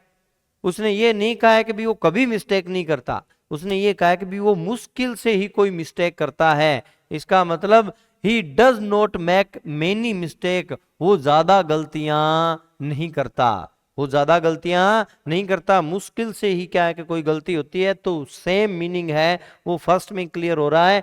नेगेटिव बनाना है, ही नेवर मेक मिस्टेक का मतलब हो गया वो कभी गलती नहीं करता, जबकि ऊपर वाले का मीनिंग ये नहीं है। ऊपर वाले का मीनिंग है ही हार्डली मेक्स एनी मिस्टेक्स, मतलब वो क्या है कि मुश्किल से ही कोई गलतियां करता है, तो यहाँ पे ही does not make many mistake है वो अपने कह सकते हैं, ये नहीं होगा। ही does not make any mistake कह दो, ही नेवर मेक्स मिस्टेक, दोनों एक ही बात है, तो ये बिल्कुल भी नहीं होगी। आगे बात करते हैं। एवरीवन नोज द आंसर, तो यहाँ पे फिर से क्या बनाना है? इंटेरोगेटिव बनाना है। क्या बनाना है? Interrogative. Everyone knows the answer, does everyone know the answer, गलत हो जाएगा। क्यों गलत हो जाएगा? क्योंकि मीनिंग चेंज हो जाएगा। यहां पे ये कह रहा है कि प्रत्येक व्यक्ति वो आंसर जानता है, जबकि यहां पे जब सिंपल सेंटेंस होता है, पॉजिटिव सेंटेंस होता है, एफर्मेटिव सेंटेंस होता है, और उसका आपको इंटेरोगेटिव बनाने के लिए कह दिया जाए, तो आप इंटेरोगेटिव नेगेटिव को चूज करें, इंटेरोगेटिव नेगेटिव। तो यहाँ पे who does not no the answer, who does not no the answer, आपका 2 नंबर है वो क्या है कि राइट आंसर होगा। एवरीवन नोज द आंसर, ठीक है, प्रत्येक व्यक्ति आंसर जानता है। और who does not no the answer, कौन है जो इसका आंसर नहीं जानता, इसका मतलब प्रत्येक व्यक्ति इसका आंसर जानता है। तो यहाँ पे सेकंड वन है इसका राइट आंसर। नेक्स्ट क्वेश्चन है उसकी बात करते हैं। Who does not admire bravery, कौन है, ठीक है, जो क्या है कि ब्रेवरी है उसको एडमायर नहीं करता। तो सेम यहां पे, ठीक है, ये किया है, ठीक है, कोशिश ये की है कि सारे स्ट्रक्चर्स है वो अपने दोनों तरीके से क्लियर हो। तो यहाँ पे पॉजिटिव को इंटेरोगेटिव, अब यहाँ पे इंटेरोगेटिव को पॉजिटिव बनाएंगे। तो who does not admire bravery, तो एवरीवन एडमायर्स ब्रेवरी। तो यहाँ पे एक प्रकार से एफर्मेटिव है वो आपको बनाना है। तो ये आपका बन जाएगा नो वन एडमायर ब्रेवरी, यहाँ पे नहीं आएगा। ऑल एडमायर ब्रेव पीपल, नहीं, यहाँ पे ब्रेवरी की बात है। एवरीवन लाइक्स ब्रेवरी का कोई लेना देना नहीं है, क्योंकि एडमायर की बात है प्रशंसा करने की, न कि पसंद करने की। आगे बात करते हैं। ही नेवर नेग्लेक्ट्स हिज ड्यूटी, वो अपनी ड्यूटीज जो है उसको कभी भी नेग्लेक्ट नहीं करता, ये ध्यान रखना, नेग्लेक्ट नहीं करेगा, नजरअंदाज नहीं करता। तो he performs his duty regularly. He does not neglect his duty नहीं होगा, क्यों, क्योंकि एफर्मेटिव बनाना है। और ही नेवर नेग्लेक्ट्स हिज ड्यूटी, यहां पे अगर डज नॉट कह देते हो तो नहीं होगा। He always perform his duty, और he is careful about his duty. तो यहां पे आप ये देखिए, ही नेवर, ठीक है, तो नेवर का क्या हो जाएगा, ऑलवेज हो जाएगा। ही ऑलवेज नेग्लेक्ट है, नेग्लेक्ट हिज ड्यूटी, तो परफॉर्म हिज ड्यूटी। तो यहाँ पे एफर्मेटिव है वो आपका थर्ड वन हो जाएगा, फर्स्ट वन नहीं होगा। He performs his duty regularly, यहाँ पे रेगुलरली का कोई सेंस नहीं है, ठीक है, नेवर है तो क्या हो गया, ऑलवेज। ही ऑलवेज परफॉर्म्स हिज ड्यूटी है, ये आपको करके आना है, न कि रेगुलरली का सेंस है वो दे रहा, ठीक है। नेवर का क्या हो जाएगा, ऑलवेज एफर्मेटिव यहाँ पे बनाना है, ठीक है। तो यहाँ पे नेग्लेक्ट आ गया, और यहाँ पे इसका अपोजिट क्या हो गया, परफॉर्म करना। आगे बात करते हैं। Is there anyone who does not respect his parents, क्या कोई है जो अपने पेरेंट्स का रेस्पेक्ट नहीं करता। इसका मतलब प्रत्येक व्यक्ति है वो अपने पेरेंट्स की रेस्पेक्ट करेगा। तो इसका मतलब यहाँ पे बनाना क्या है, एफर्मेटिव। तो एवरीवन रेस्पेक्ट्स हिज पेरेंट्स, क्योंकि यहाँ पे नोट आ गया, यहाँ पे नो वन आ गया। तो मेनी रेस्पेक्ट देयर पेरेंट्स, नहीं, एवरीवन, प्रत्येक व्यक्ति है वो करेगा। तो यहाँ पे फोर्थ वन है इसका राइट आंसर होगा। Next one, all student obey the rule, सारे स्टूडेंट्स है वो रूल को ओबे करते हैं। नेगेटिव बनाना है, तो इसका मतलब no student disobey the rule, कोई भी स्टूडेंट है वो रूल्स को डिसओबे नहीं करता। जब यहाँ पे ऑल स्टूडेंट ओबे, इसका मतलब सारे ओबे कर रहे हैं। नो स्टूडेंट ओबे बिल्कुल नहीं होगा। All students do not disobey the rules, ऐसी बात नहीं है, ठीक है। All student, no student disobeys the rule, तो फर्स्ट वन है वो क्या हो जाएगा आपका राइट आंसर। क्यों, क्योंकि सेंटेंस क्या कह रहा है, सभी स्टूडेंट्स है वो क्या करते हैं, रूल को ओबे करते हैं। तो इसका मतलब कोई भी स्टूडेंट है वो क्या है, डिसओबे नहीं करता। तो no student disobeys the rule. आगे बात करते हैं next one. No other boy in the class is as intelligent as Ram. अब यहां पे देखिए, नो अदर बॉय, अभी मैंने आपको बताया था नो अदर के साथ में पॉजिटिव डिग्री है वो यूज करनी है। No other boy in the class is as intelligent as Ram. तो यहां पे, ठीक है, क्या बनाने हैं, कंपेरेटिव या सुपरलेटिव। परंतु यहां पे देखिए कंपेरेटिव सुपरलेटिव दोनों बन जाएगी या एक ही बनेगी। सेंटेंस कह रहा है कोई भी लड़का है वो क्लास में इतना इंटेलिजेंट नहीं है जितना राम। इसका मतलब Ram is more intelligent then any other boy in the class, सही है। Ram is the most intelligent boy in the class, ये भी सही है। तो दोनों सही है, इसका मतलब राइट आंसर वो आपका क्या हो जाएगा, फोर्थ वन हो जाएगा। तो यहाँ पे एक प्रकार से सिंपल सी आपकी चर्चा, ठीक है, किस किस की अभी कंप्लीट नहीं हुआ है। आपका सिंपल कंपाउंड कॉम्प्लेक्स है, उसके सेंटेंसेस अपने नहीं देखे हैं, वो अभी देखेंगे। उससे पहले अपने सिंपल कंपाउंड कॉम्प्लेक्स को थोड़ा समझ के फिर उसके देखेंगे। और मैं आपको ऐसे तरीके बताऊंगा जहां पे, ठीक है, आप दो ऑप्शन है वो फटाक से आप हटा सकते हैं। आपको पता चलेगा कि ये तो नहीं होगा, ये तो नहीं होगा, और कहां कहां आप गलती करते हैं वो भी अपनी चर्चा करेंगे। तो सिंपल कंपाउंड कॉम्प्लेक्स है उसकी चर्चा से पहले, ठीक है, मैंने पहले भी आपको बता दिया, एक बार फिर से आपको इन्फॉर्म कर रहा हूं, ठीक है, पेपर के बाद में ठीक है, आप ये बुक है वो एक मास्टरमाइंड नोट्स है वो आप जरूर मंगाना। इसकी डेमो पीडीएफ हो वो तिजांस पाठशाला के जो टेलीग्राम चैनल है उसको आप उसमें जाके आप जरूर देखना। TEEJANSH तिजांस पाठशाला के टेलीग्राम चैनल में आप इसकी डेमो पीडीएफ जरूर देखना और देखना कितने सिस्टमेटाइज तरीके से आपके लिए ये डिजाइन की गई है। बहुत ही शानदार तरीके से आपके लिए लिखा है। ये दोनों के फर्स्ट वॉल्यूम है, पोइट्री और प्रोज सेक्शन के, स्कूल लेक्चरर और सेकंड ग्रेड के, और ये आपके क्या सेकंड वॉल्यूम है। जब आप पेपर दे के आएंगे तब तक ये वॉल्यूम है वो आपके लिए अवेलेबल होंगे। यहाँ पे आपके literary forms devices, literary period, literary movement, ये तीनों टॉपिक है वो क्या है कि दोनों में कॉमन रहेंगे। ठीक है, एक प्रकार से दोनों में सिलेबस में कॉमन है। स्कूल लेक्चरर में वेराइटीज ऑफ लैंग्वेज, पेडागोजी और आईसीटी इस वॉल्यूम में मिलेगा, और आपके सेकंड ग्रेड में टीचिंग मेथड है वो आपको इस वॉल्यूम में मिलेंगे। तो थर्ड ग्रेड के पेपर जब आप देख के आएंगे तब तक ये वॉल्यूम है, ठीक है, वो आपके लिए आ जाएंगे। आप इनको देखिए, बहुत ही शानदार चीजें हैं वो आपको इनमें मिलेगी सिस्टमेटाइज तरीके से। इसके अलावा आपको कहीं पे भी कुछ देखने की जरूरत नहीं पड़ेगी। आगे देखते हैं बेटा, इन व्हाट्सएप नंबर से आप इनको मंगा सकते हैं। आगे देखिए, ठीक है, अब अपने क्या है कि सिंपल कंपाउंड कॉम्प्लेक्स है उसकी बात करते हैं। तो टाइप्स ऑफ सेंटेंसेस है वो तीन प्रकार के सेंटेंसेस होते हैं, तीन प्रकार के, थ्री टाइप्स ऑफ सेंटेंसेस। कौन सा? सिंपल सेंटेंस, कंपाउंड सेंटेंस और कॉम्प्लेक्स सेंटेंस। पहले अपने इनका मीनिंग समझते हैं, सिंपल कौन सा, कंपाउंड कौन सा और कॉम्प्लेक्स कौन सा। सिंपल सेंटेंस के वो सेंटेंस होता है जिसमें एक ही फाइनाइट वर्ब होती है, एक ही फाइनाइट वर्ब होती है। फाइनाइट वर्ब का मतलब क्या होता है? जो सब्जेक्ट है उसके नंबर से और पर्सन के अकॉर्डिंग चेंज हो, या अपने यूं कहें कि जो टेंस के अकॉर्डिंग चेंज हो, नंबर, पर्सन और टेंस के अकॉर्डिंग चेंज हो, वो क्या होती है? Finite verb. तो सिंपल सेंटेंस में एक ही फाइनाइट वर्ब होती है।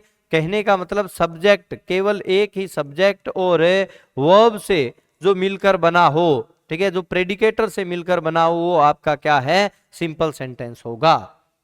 कंपाउंड सेंटेंस कौन सा होता है? जो कोऑर्डिनेटिंग कंजंक्शन है, ठीक है, उनसे जुड़कर बना हुआ हो, कोऑर्डिनेटिंग कंजंक्शन। और इसमें क्या है? दो, कम से कम दो क्लोज होगी, और दोनों की दोनों क्लोज है वो main clause, principal clause, independent clause है वो होगी, कोऑर्डिनेट क्लोज है वो होगी।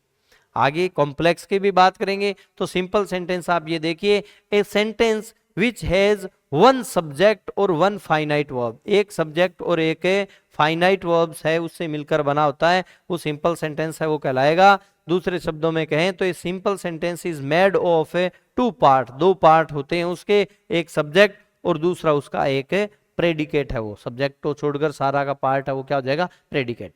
तो यहाँ पे एक ही क्लोज होता है, ठीक है, उस एक ही क्लोज से मिलकर एक सेंटेंस बनेगा जिसमें एक सब्जेक्ट और एक ही फाइनाइट वर्ब है वो होगी। सब्जेक्ट प्लस एक प्रेडिकेट, ठीक है, एक क्लोज, ठीक है, और सिंपल सेंटेंस है होगा। उदाहरण के तौर पर अगर अपने बात करें, he goes to school everyday. अब यहाँ पे, ठीक है, आपकी फाइनाइट वर्ब है वो एक ही है, और वो कौन सी है? गोज। और इसके अंदर कोई भी फाइनाइट वर्ब नहीं है। परंतु एक से ज्यादा, फाइनाइट तो एक ही होगी, नॉन फाइनाइट है वो कितनी भी हो सकती है। तो यहां पे बात करें, ए सिंपल सेंटेंस में ऑल्सो हैव वन और मोर नॉन फाइनाइट वर्ब, एक या एक से ज्यादा नॉन फाइनाइट वर्ब हो सकती है। नॉन फाइनाइट वर्ब में आप याद रखें तीन चीजें आएगी। एक तो आपका क्या आएगा? ठीक है, अपने यूं कहें कि इन्फिनिटिव आएगा, एक आपका क्या आएगा? इन्फिनिटिव है वो आ जाएगा। दूसरा क्या आ जाएगा? आपका जीरंड आ जाएगा, जीरंड। और तीसरा है वो क्या आ जाएगा? पार्टिसिपल। ये यहाँ पे तीन चीजें हैं वो आप हमेशा ध्यान रखें। इन्फिनिटिव है, ठीक है, एक प्रकार से वर्ब की जो बेस फॉर्म होती है, वर्ब की जो फर्स्ट फॉर्म होती है वो आपका इन्फिनिटिव होता है, ठीक है। अगर टू लग के आता है तो उसको अपने टू इन्फिनिटिव कह देते हैं, और वरना उसको क्या कह देते हैं? बेर इन्फिनिटिव।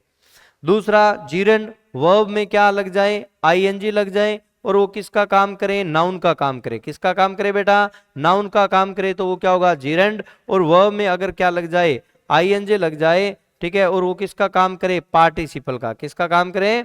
ठीक है, पार्टिसिपल है उसका काम अगर करे तो वो एक प्रकार से क्या होगा? सॉरी, एडजेक्टिव का काम करे, ठीक है, तो वो आपका क्या होगा? पार्टिसिपल होगा। तो वर्ब में क्या लग जाए, आईएनजी लग जाए, और वो एडजेक्टिव का काम करे तो वो क्या होगा, पार्टिसिपल। पार्टिसिपल है, ठीक है, वो एक प्रकार से यूं कहें 3 प्रकार के होते हैं, एक तो प्रेजेंट पार्टिसिपल, एक परफेक्ट पार्टिसिपल और एक पास्ट पार्टिसिपल। प्रेजेंट, पास्ट और परफेक्ट। प्रेजेंट पार्टिसिपल में क्या होता है, वर्ब की फर्स्ट फॉर्म में आईएनजी होगा, पास्ट पार्टिसिपल में वर्ब की थर्ड फॉर्म होती है, और परफेक्ट पार्टिसिपल है वो प्लस हैविंग प्लस वर्ब की third form, having plus verb की थर्ड फॉर्म। तो ये एक प्रकार से बेटा, ठीक है, 3 जो होते हैं ये नॉन फाइनाइट होते हैं। कौन कौन सी नॉन फाइनाइट बताए, या तो क्या है, 2 प्लस वर्ब की फर्स्ट फॉर्म, दूसरा जीरंड मतलब वर्ब में आईएनजी और नाउन का काम कर रहा है, तीसरा पार्टिसिपल जो 3 प्रकार के हैं, वर्ब में आईएनजी लग जाए, ठीक है, तो वो एक प्रकार से प्रेजेंट पार्टिसिपल और एडजेक्टिव का काम करे, वर्ब की थर्ड फॉर्म जिसको पास्ट पार्टिसिपल कह दो, और हैविंग प्लस वर्ब की थर्ड फॉर्म परफेक्ट पार्टिसिपल। तो ये एक प्रकार से कौन सी वर्ब होती है, नॉन फाइनाइट वर्ब होती है। तो एक सिंपल सेंटेंस में फाइनाइट वर्ब एक की होगी और नॉन फाइनाइट है वो एक या एक से ज्यादा हो सकती है। तो यहाँ पे देखिए, he goes to school to read and write. अब यहाँ पे देखिए ये जो गोज है, ठीक है, वो आपकी फाइनाइट वर्ब है, मतलब सब्जेक्ट के अकॉर्डिंग, सब्जेक्ट के नंबर पर्सन के अकॉर्डिंग चेंज होगी, टेंस के अकॉर्डिंग चेंज होगी। जैसे यहाँ पे ही की जगह अगर आप दे कर दो, ठीक है, तो यहाँ पे गो की जगह क्या, गोज की जगह क्या हो जाएगा, गो हो जाएगा। अगर यहाँ पे टेंस चेंज कर दो तो गो की जगह क्या हो जाएगा, वेंट हो जाएगा। परंतु आगे वाले में किसी में भी फर्क नहीं पड़ेगा। He goes to school to read and write, और अगर यहाँ पे ही की जगह दे कर देते हो तो they go to school to read and write, मतलब रीड और राइट जो वर्ब है उसमें कोई चेंज नहीं होगा। अगर यहाँ पे सब्जेक्ट चेंज कर देते हो, टेंस चेंज कर देते हो, तो भी वहां पे कोई फर्क नहीं पड़ेगा। इसका मतलब ये क्या है, नॉन फाइनाइट है वो वर्ब है। क्यों, क्योंकि 2 प्लस वर्ब की फर्स्ट फॉर्म जो इन्फिनिटिव है। आगे देखिए, going home he found his meal ready. अब यहाँ पे गोइंग होम जो है, ठीक है, ये एक प्रकार से प्रेजेंट पार्टिसिपल का काम कर रहा है, इसको क्वालिफाई कर रहा है। अब यहाँ पे चाहे दे कर लो, चाहे राम कर लो, चाहे शी कर लो, ये तो क्या रहेगा, गोइंग ही रहेगा। यहाँ पे एक प्रकार से वर्ब चेंज कर लो तो भी, इस पे टेंस चेंज कर लो तो भी इस गोइंग पे कोई प्रभाव नहीं पड़ेगा। इसका मतलब ये क्या है, आपका नॉन फाइनाइट है, प्रेजेंट पार्टिसिपल। तो ये अपने को ध्यान रखना है। तो एक सिंपल सेंटेंस होता है, उसमें एक सब्जेक्ट और एक वर्ब होती है, और एक फाइनाइट वर्ब एक ही होगी, नॉन फाइनाइट है वो एक से ज्यादा हो सकती है। आगे बात करते हैं next one, compound sentence. Compound sentence जो होता है उसमें कम से कम 2 क्लोज होगी, 2 से ज्यादा भी हो सकती है, और वो 2 क्लोज जो है वो एक प्रकार से अपने यूं कहें दोनों की दोनों मेन क्लोज होती है, इंडिपेंडेंट क्लोज होती है, प्रिंसिपल क्लोज होती है, और इनको बहुत अच्छे से, ठीक है, जैसे अपने सबोर्डिनेट और उनकी बात करते हैं तो वो क्या है कि क्लोज एनालिसिस के टॉपिक में मैंने बताया, वहां पे आप जरूर है वो उसको देखना। तो यहाँ पे एक प्रकार से एक कंपाउंड सेंटेंस कंसिस्ट ऑफ 2 और मोर, इंडिपेंडेंट क्लोज कह दो, मेन क्लोज कह दो, प्रिंसिपल क्लोज कह दो, या क्या कह दो, कोऑर्डिनेट क्लोज कह दो। तो ये जो मेन क्लोज होती है, इंडिपेंडेंट प्रिंसिपल क्लोज है, ये 2 क्या अपने यूं कहें कि ये जो क्लोज है वो किससे जुड़ी होती है, कोऑर्डिनेटिंग कंजंक्शन से। किससे, कोऑर्डिनेटिंग कंजंक्शन से। तो these clause are joined by coordinating conjunction. और कोऑर्डिनेटिंग कंजंक्शन कितने प्रकार का होता है, 4 प्रकार का, ध्यान रखें। एक तो होता है क्यूमुलेटिव कोपुलेटिव, क्यूमुलेटिव कोपुलेटिव कोऑर्डिनेटिंग कंजंक्शन कौन कौन से, क्यूमुलेटिव कह दो, कोपुलेटिव कह दो, दूसरा अल्टरनेटिव कह दो, डिसजंक्टिव कह दो, तीसरा एडवर्जेटिव कह दो, और चौथा इलेटिव। तो यहाँ पे 4 प्रकार के कोऑर्डिनेटिंग कंजंक्शन होते हैं, और इन कंजंक्शन से जुड़ने वाले जो क्लोज होते हैं वो कोऑर्डिनेटिंग क्लोज होंगे, और वो एक प्रकार से कंपाउंड सेंटेंस होंगे। कौन से सेंटेंस होंगे, कंपाउंड। इसका मतलब क्या सर, क्या हम दिमाग में ये खाका तैयार कर लें क्या कि कोऑर्डिनेटिंग सेंटेंस से बनने वाले जो क्लोज है, जो एक प्रकार से सेंटेंस है, वो हमेशा कंपाउंड होंगे? बिल्कुल। जहां पे कोऑर्डिनेटिंग सेंटेंस, कोऑर्डिनेटिंग क्लोज है, उससे कोऑर्डिनेटिंग कंजंक्शंस है, उससे मिलकर अगर 2 क्लोज है वो जुड़े हुए हैं तो एक प्रकार से क्या होगा, कंपाउंड सेंटेंस होगा। तो यहाँ पे देखिए क्यूमुलेटिव कोपुलेटिव कौन से होते हैं, जो 2 सिंपल स्टेटमेंट को जोड़ते हैं, जैसे and, both and, as well as, not only but also. ये एक प्रकार से क्या होते हैं, क्यूमुलेटिव कोपुलेटिव होते हैं, 2 सिंपल सेंटेंस को जोड़ते हैं। आगे देखें अल्टरनेट। अल्टरनेट का मतलब क्या हो गया बेटा, चॉइस। क्या हो गया, चॉइस, आपको विकल्प मिल रहा है। अल्टरनेट, एदर और, नेदर नोर, और नोर, अदरवाइज एल्स। तो ये एक प्रकार से क्या है, ठीक है, अल्टरनेटिव है, ठीक है, डिसजंक्टिव है, एक प्रकार से अपने यूं कहेंगे, ठीक है। कौन कौन से, एदर और, नेदर नोर, और नोर, अदरवाइज एल्स, ये आपके क्या है, अल्टरनेटिव है, चॉइस की बात है, ठीक है। ओबे माई ऑर्डर्स, ठीक है, और लीव द प्लेस, ठीक है, या तो मेरा कहना मानो, ऑर्डर मानो, या यहां से चले जाओ।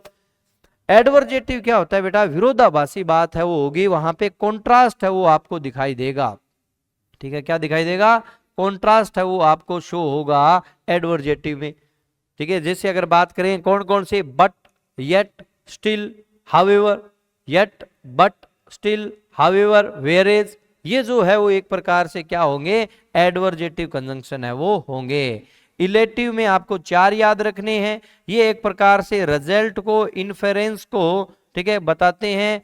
फॉर, देयरफॉर, फॉर, देयरफॉर, ठीक है, सो हेंस, फॉर, देयरफॉर, सो और हेंस, जिसमें फॉर जो है वो आपके रीजन को बताता है, कारण को बताता है, और देयरफॉर, सो हेंस है, ये आपके किसको बताएंगे, ये आपके रिजल्ट है उसको शो करते हैं, किसको शो करते हैं, रिजल्ट है उसको बताते हैं। तो यहां पे एक माइंड में एक फ्रेमवर्क बनाया, क्यूमुलेटिव, कोपुलेटिव है, 2 सिंपल स्टेटमेंट जो है, ठीक है, वो एक प्रकार से यूं कहें कि स्टेटमेंट है उसको जोड़ेंगे, स्टेटमेंट है उसको जोड़ेंगे, 2 सिंपल स्टेटमेंट्स को जोड़ेंगे, क्यूमुलेटिव, कोपुलेटिव, जैसे and, both and, as well as, not only but also. Alternative disjunctive है वो चॉइस देंगे, एदर और, नेदर नोर, और एल्स, अदरवाइज। एडवर्जेटिव है वो विरोधाभासी बात होगी, येट, बट, स्टिल, वेयरएज, ठीक है, व्हाइल या हाउएवर। इलेक्टिव है वो क्या है कि एक प्रकार से रिजल्ट है, कोज है, उसको क्या है बताएंगे, इन्फेरेंस को शो करेंगे, जिसमें फॉर, देयरफॉर, सो, हेंस वो आएंगे। तो देखते हैं, देखिए यहाँ पे cumulative are used to add statement, 2 statement को जोड़ने के लिए, and, both and, as well as, not only but also, जैसे he as well as his friends were playing football. तो यहां पे ये एक प्रकार से क्या हो गया, क्यूमुलेटिव कंजंक्शन यूज कर लिया, कंपाउंड सेंटेंस हो गया। अल्टरनेटिव डिसजंक्टिव की बात करें तो express a choice between 2 alternative, choice है वो आएगा, जैसे एदर और, नेदर नोर, और नोर, अदरवाइज और एल्स। फिर बात करते हैं जैसे एदर ओबे द ऑर्डर्स और leave the job. Next one बात करें एडवर्जेटिव कंजंक्शन, ठीक है, तो ये एक प्रकार से अपोजिशन, कॉन्ट्रास्ट है, उसको बताएगा 2 अल्टरनेटिव में, जिसमें बट, येट, स्टिल। तो यहाँ पे कौन कौन से होंगे, ठीक है, yet, but, still, however, nevertheless, whereas और ओनली है वो अपने को ध्यान रखना है। जैसे ही worked hard but he failed, तो यहाँ पे कठिन मेहनत की तो पास होना चाहिए था, परंतु विरोधाभासी है वो क्या बात होगी, कॉन्ट्रास्ट वाली बात होगी, वो फेल हो गया। तो ही worked hard but he failed, तो ये क्या है, कंपाउंड सेंटेंस है वो मिलेंगे। तो ये अपने को क्यों पढ़ रहे हैं, सर ट्रांसफॉर्मेशन करा रहे थे, आप कंजंक्शन क्यों कराने लगे, क्योंकि यहां से अपने को हेल्प मिलेगी, क्योंकि वो पूछेगा कॉम्प्लेक्स ट्रांसफॉर्मेशन है वो यहाँ पे क्या है कि आप चूज कीजिए, जबकि वहां पे 2 ऑप्शन, एक ऑप्शन है वो कंपाउंड का होगा, जो अपने को देखते ही पता चलेगा। तो ये बहुत ज्यादा जरूरी है। देखिए अपनी, ठीक है, इन 2 घंटों की क्लास में वो चीज करने का प्रयास कर रहे हैं जिसके लिए कम से कम 12 से 15 क्लास चाहिए। सिंपल, कंपाउंड, कॉम्प्लेक्स है, ट्रांसफॉर्मेशन है, इसको कंप्लीट करने के लिए 10 से 15 के बीच में क्लास है वो चाहिए, जिसको अपने क्या है कि 1-2 घंटे की क्लास में अपने कंप्लीट करना चाह रहे हैं। तो आप इस चीज को समझना, ठीक है, क्यों, क्योंकि इतने कम टाइम पीरियड में सारी चीजें बता पाना बहुत मुश्किल है। फिर भी मैं कोशिश कर रहा हूं कि आपके फंडे थोड़े क्लियर हो और आप एग्जाम हॉल में जाएं, ठीक है, तो काफी कुछ है वो आपके क्वेश्चन सही हो। इलेक्टिव है वो एक प्रकार से किसको, रिजल्ट को, इन्फेरेंस को शो करता है, फॉर, देयरफॉर, सो और हेंस, ये किसको बताएगा, रीजन को बताएगा, कारण को बताएगा, और बाकी सारे क्या है, रिजल्ट है उसको शो करेंगे। तो अब यहाँ पे सेंटेंस देखिए, ही worked hard therefore she secured good marks, उसने कठिन मेहनत की, जिसका परिणाम क्या है कि शी सिक्योर्ड गुड मार्क्स। और अगर क्या है कि मेरे को 4 लगाना होता तो मैं यहां पे नहीं लगाता, ठीक है, फिर ये यहां पे लगता, फॉर ही वर्कड हार्ड, क्योंकि उसने कठिन मेहनत की थी, ठीक है, ही सिक्योर्ड गुड मार्क्स, फिर ये लगाने की जरूरत नहीं है क्योंकि ये कंजंक्शन आ गया। फॉर ही वर्कड हार्ड ठीक है, सी सिक्योर्ड गुड मार्क्स। फोर है वो बिकॉज का काम करता है, परंतु अगर बिकॉज लगा दिया तो वो आपका सबऑर्डिनेटिंग कंजंक्शन हो जाएगा, वो कॉम्प्लेक्स सेंटेंस में चला जाएगा। अगर फोर लगा दिया तो वो आपका क्या है, कंपाउंड सेंटेंस होगा, एक प्रकार से इलेक्टिव कंजंक्शन होगा। तो ये एक प्रकार से सारे कंजंक्शन है, ठीक है, कोऑर्डिनेटिंग कंजंक्शन। जहां पे भी कोऑर्डिनेटिंग कंजंक्शन है, मतलब दो क्लोज कोऑर्डिनेटिंग कंजंक्शन से जुड़े हुए हैं, तो वो एक प्रकार से कंपाउंड सेंटेंस होगा। तो चार प्रकार के कोऑर्डिनेटिंग कंजंक्शन कौन कौन से देखें? क्यूमुलेटिव, कोपुलेटिव, ठीक है, जिसमें and, both and, as well as, not only but also थे। उसके बाद में बात करें अल्टरनेटिव डिसजंक्टिव, जो चॉइस की बात करते हैं, एदर और, नेदर नोर और, ठीक है, अदरवाइज एल्स है, उसकी बात आ जाएगी। फिर आपके एडवर्जेटिव विरोधाभासी, येट, बट, स्टिल, ठीक है, ये आपके क्या हो जाएंगे? हावेवर, ठीक है, वेयर एज, ये एक प्रकार से आपके एडवर्जेटिव हो जाएंगे। रिलेटिव में आपका क्या हो जाएगा? फॉर, देयरफॉर, सो, हेंस है, जो रिजल्ट है, इन्फरेंस है, उसको बताएंगे। तो ये जो भी कंजंक्शन है उससे बनने वाले, उससे जुड़ने वाले क्लोज है, वो कंपाउंड सेंटेंस है, उसको बनाएंगे, ठीक है। अब बात करें कॉम्प्लेक्स में। कॉम्प्लेक्स की सिंपल सी बात, कॉम्प्लेक्स सेंटेंस को अगर आपको समझना है तो इससे पहले वाली, ठीक है, क्लास डाली हुई है क्लोज एनालिसिस की, बहुत ही शानदार क्लास है। उस एक क्लास में एक प्रकार से आपके वो सारे कंफ्यूजन दूर हो जाएंगे, जो क्लोज को लेकर आपके क्या है कि प्रश्न है वो गलत होते हैं। तो क्लोज है वो क्या है कि कितने प्रकार का होता है? तीन प्रकार का होता है, नाउन क्लोज, एडजेक्टिव क्लोज और एडवर्ब क्लोज। तो जिस किसी भी सेंटेंस में noun close, adjective close, adverb close मिले, वो आपका कॉम्प्लेक्स सेंटेंस होगा, सीधी सी बात है। तो कॉम्प्लेक्स सेंटेंस जो होता है उसमें एक मेन क्लोज या अपने यूं कहें एक प्रिंसिपल क्लोज, इंडिपेंडेंट क्लोज होती है, जबकि एक या एक से ज्यादा डिपेंडेंट क्लोज, सबऑर्डिनेट क्लोज है वो होगी। और सबऑर्डिनेट क्लोज है वो सबऑर्डिनेटिंग कंजंक्शन से बनी हुई होती है। और सबऑर्डिनेटिंग कंजंक्शन लग के तीन प्रकार की क्लोज बन सकती है, या तो नाउन क्लोज, या एडजेक्टिव, या आपका adverb close.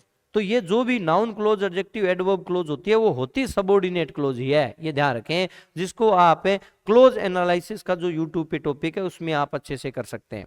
A complex sentence is made of a principal sentence. Complex sentence में एक प्रिंसिपल मेन क्लोज होगा और एक या एक से ज्यादा है वो सबऑर्डिनेट क्लोज है, डिपेंडेंट क्लोज होगी।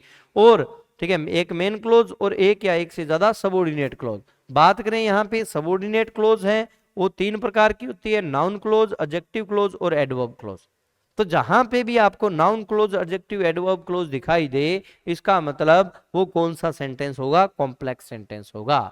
अब अपने क्या है, सिंपल, कंपाउंड, कॉम्प्लेक्स है, वो सेंटेंस लेते हैं, उनको समझते हैं, किस प्रकार आप ऑप्शन निकालोगे और कहां पे आप गलती करते हो जो आपको नहीं करनी। तो यहाँ पे बहुत ही शानदार अपने क्या है कि आगे के 10 क्वेश्चन का जो डिस्कस करेंगे उसमें अपने क्या है कि इन चीजों को सीखेंगे।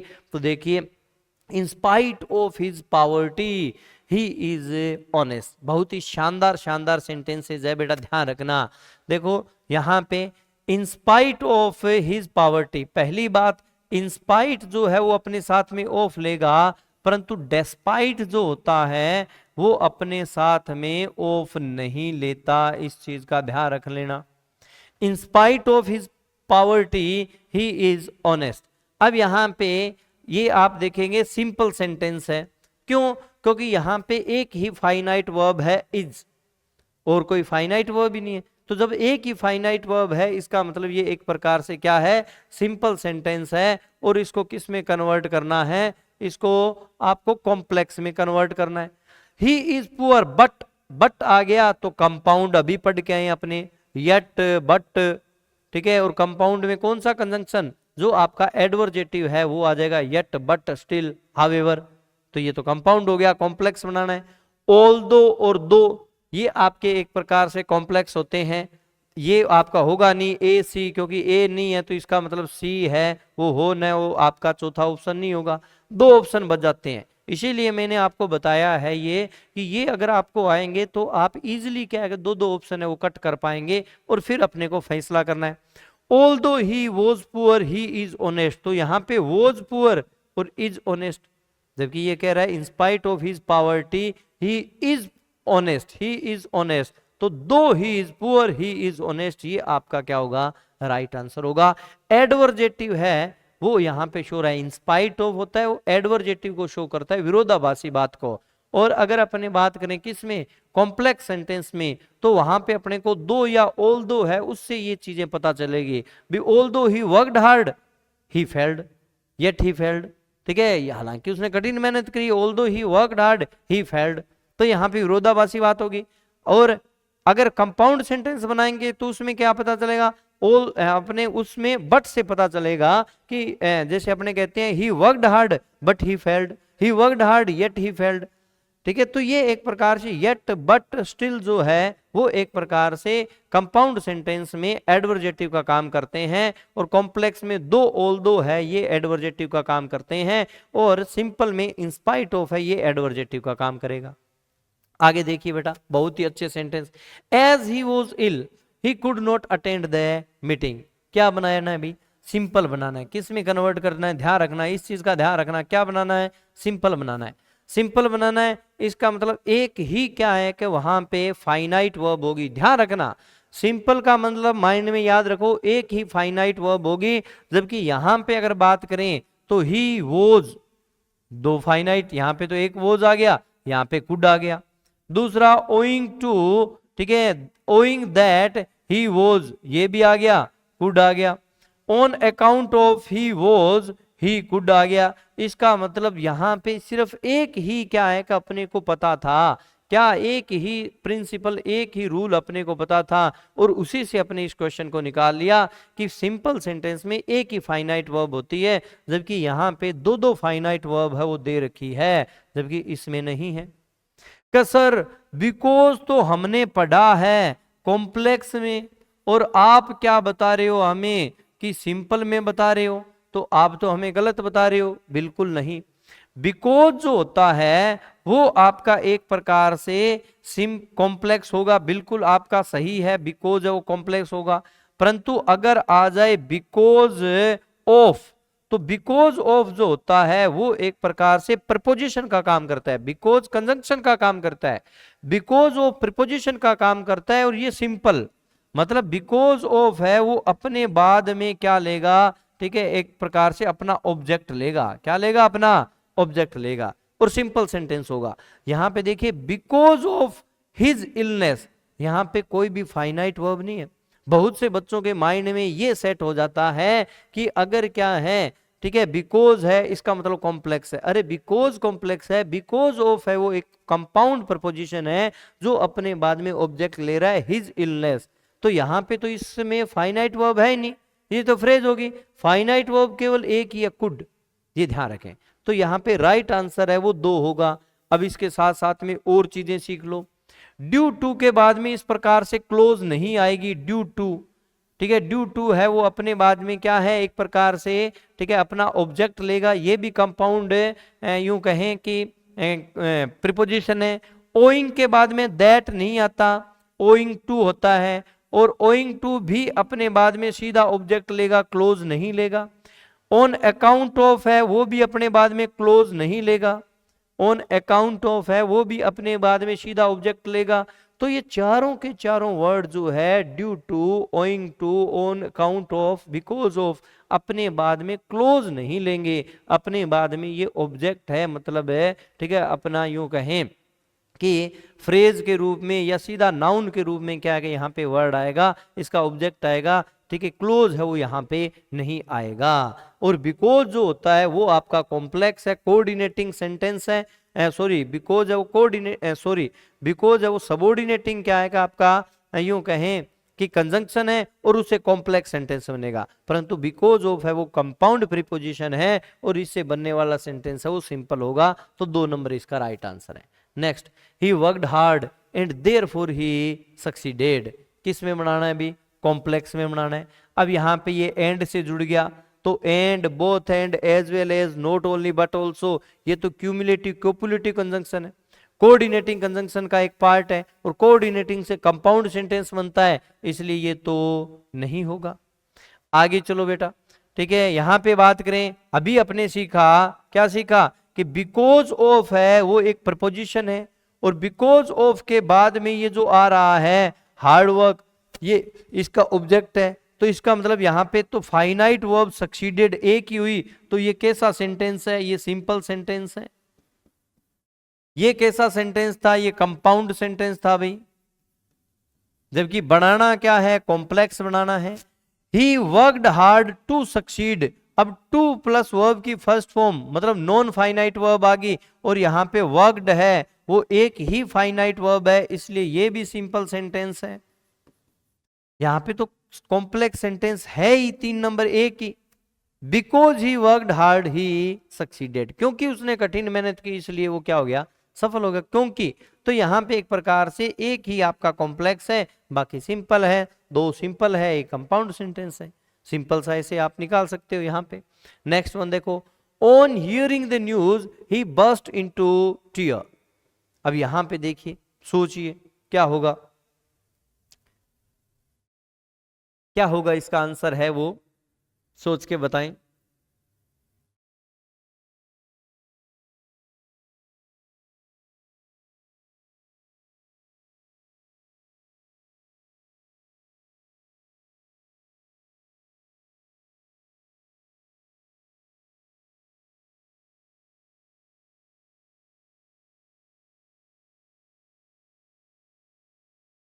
अब यहाँ पे देखिए, बहुत से बच्चे हैं, इसका अलग अलग आंसर है वो मेरे को पता है, आपके माइंड में आ रहा है। ठीक है, कॉम्प्लेक्स सेंटेंस है वो आपको बनाना है, जबकि इसमें आप सारे देखते हैं तो क्या सर हमें तो सारे ही कॉम्प्लेक्स लग रहे हैं? बिल्कुल सारे कॉम्प्लेक्स लग रहे हैं। इस कंडीशन में आपको थोड़ा सा इसके मीनिंग को समझना है। क्या? देखो, ऑन हियरिंग द न्यूज मतलब न्यूज सुनते ही या न्यूज सुनकर क्या है? ही बर्स्ट इनटू टीयर। पहले तो ऊपर वाला सेंटेंस समझेंगे, न्यूज सुनकर है वो क्या है? ही बर्स्ट इनटू टीयर मतलब वो रो पड़ी। अब यहां पे बर्स्ट जो है वो बेटा वर्ब की सेकंड फॉर्म है, वर्ब की सेकंड फॉर्म है, इसका मतलब पास्ट सिंपल या सिंपल पास्ट है, क्योंकि बर्स्ट जो है उसकी तीनों फॉर्म बर्स्ट बर्स्ट बर्स्ट ही होती है। अब ये अगर अपने को नहीं आएगा बेसिक सी चीज तो अपने सेंटेंस को गलत करेंगे। अब जब ये पास्ट है तो अब यहां पे आप इज बर्स्टिंग आपने प्रेजेंट कंटिन्यूअस कर दिया, नहीं होगा। आगे सी हियर्स द न्यूज, तो यहां पे सी हियर्स प्रेजेंट ले आए, नहीं होगा। एक छोटी सी चीज पता चलते ही आपके दो ऑप्शन हैं वो क्या हो गए? एकदम से कट हो गए।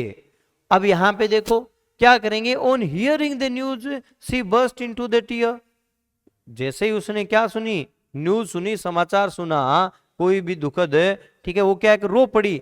अब यहां पे ये थोड़ी होगा कि while she was hearing the news she burst into tear, कि जब वो क्या है कि न्यूज सुन रही थी तब क्या है कि एक प्रकार से वो रो पड़ी ना। हाँ, एक काम मतलब जैसे ही न्यूज सुनी वैसे ही वो रो पड़ी, तो when she heard the news she burst into tear, तो एक प्रकार से आपके सेकंड वन है वो आपका राइट आंसर होगा। ये नहीं है कि वो कोई समाचार सुन रही थी ना, उसने दुखद कोई क्या है कि समाचार दुखद जो एक प्रकार से कोई बात है उसको पता चली, उसने सुनी और वो रो पड़ी, तो एक घटना के तुरंत बाद में हो रही है, दोनों में सिंपल आएगा। जबकि यहाँ पे कॉन्टिन्यूटी है वो शो हो रही है, ये नहीं आएगा। 2 नंबर आपका राइट आंसर है। Next question, if you work hard you will succeed. अगर तुम कठिन मेहनत करते हो तो तुम सफल होगे, तो एक प्रकार से सिंपल बनाना है। क्या बनाना है बेटा? Simple. Working hard you succeed, जबकि यहां पे क्या लिखा है? यहां पे सिंपल में बना दिया। वर्किंग हार्ड यू सक्सीड नहीं होगा, ठीक है, यू विल सक्सीड होगा, तो पहला तो नहीं होगा। Own working hard you succeed ये भी नहीं होगा।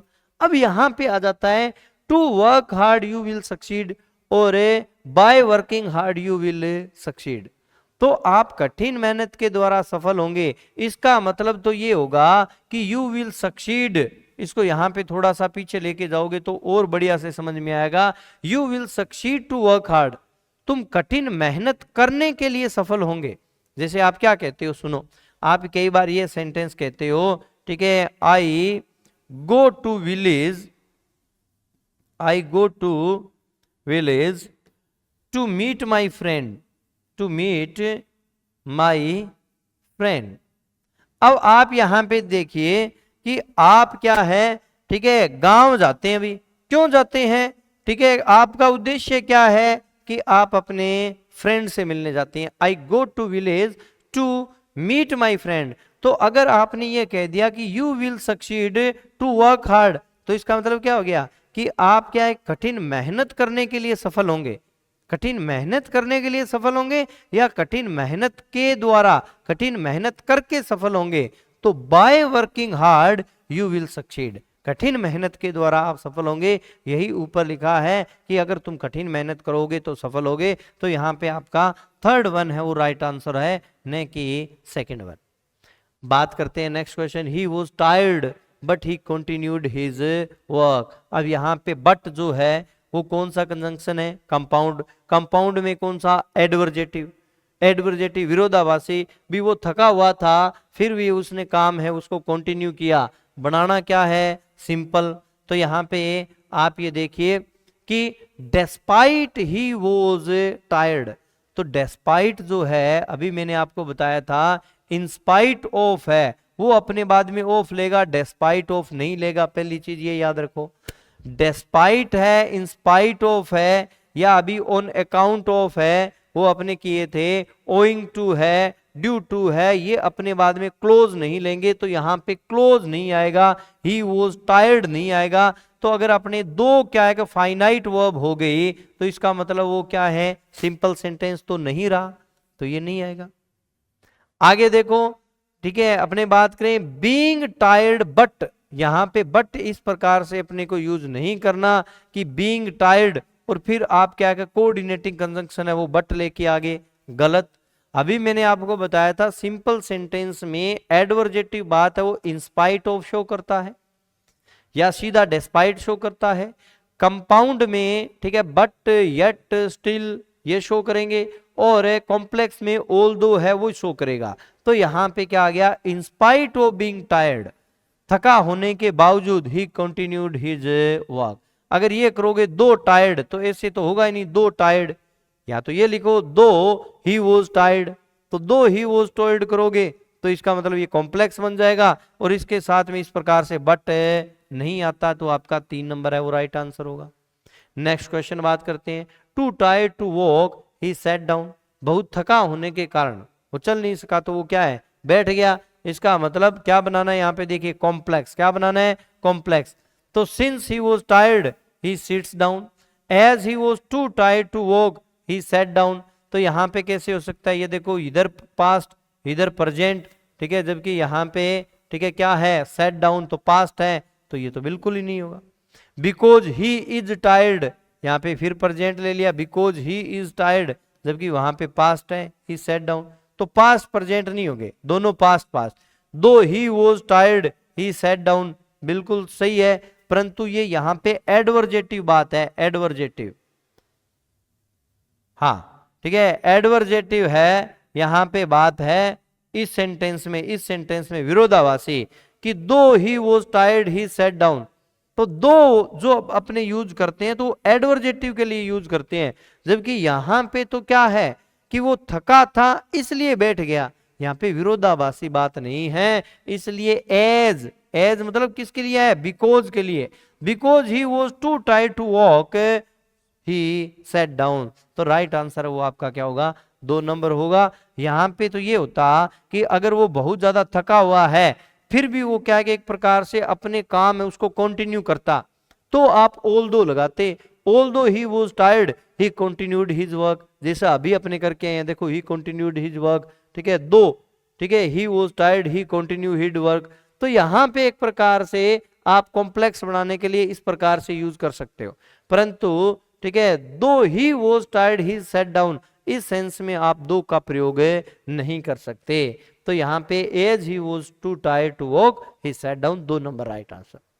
Although he was poor he was happy, ठीक है, विरोधाभासी बात है, तो यहां पे सिंपल बनाएंगे, तो सिंपल में विरोधाभासी किस में आ जाएगा, इंस्पाइट ऑफ। देखो इंस्पाइट के बाद में ऑफ आएगा, इंस्पाइट के बाद में यहां पे ऑफ नहीं है, गलत है।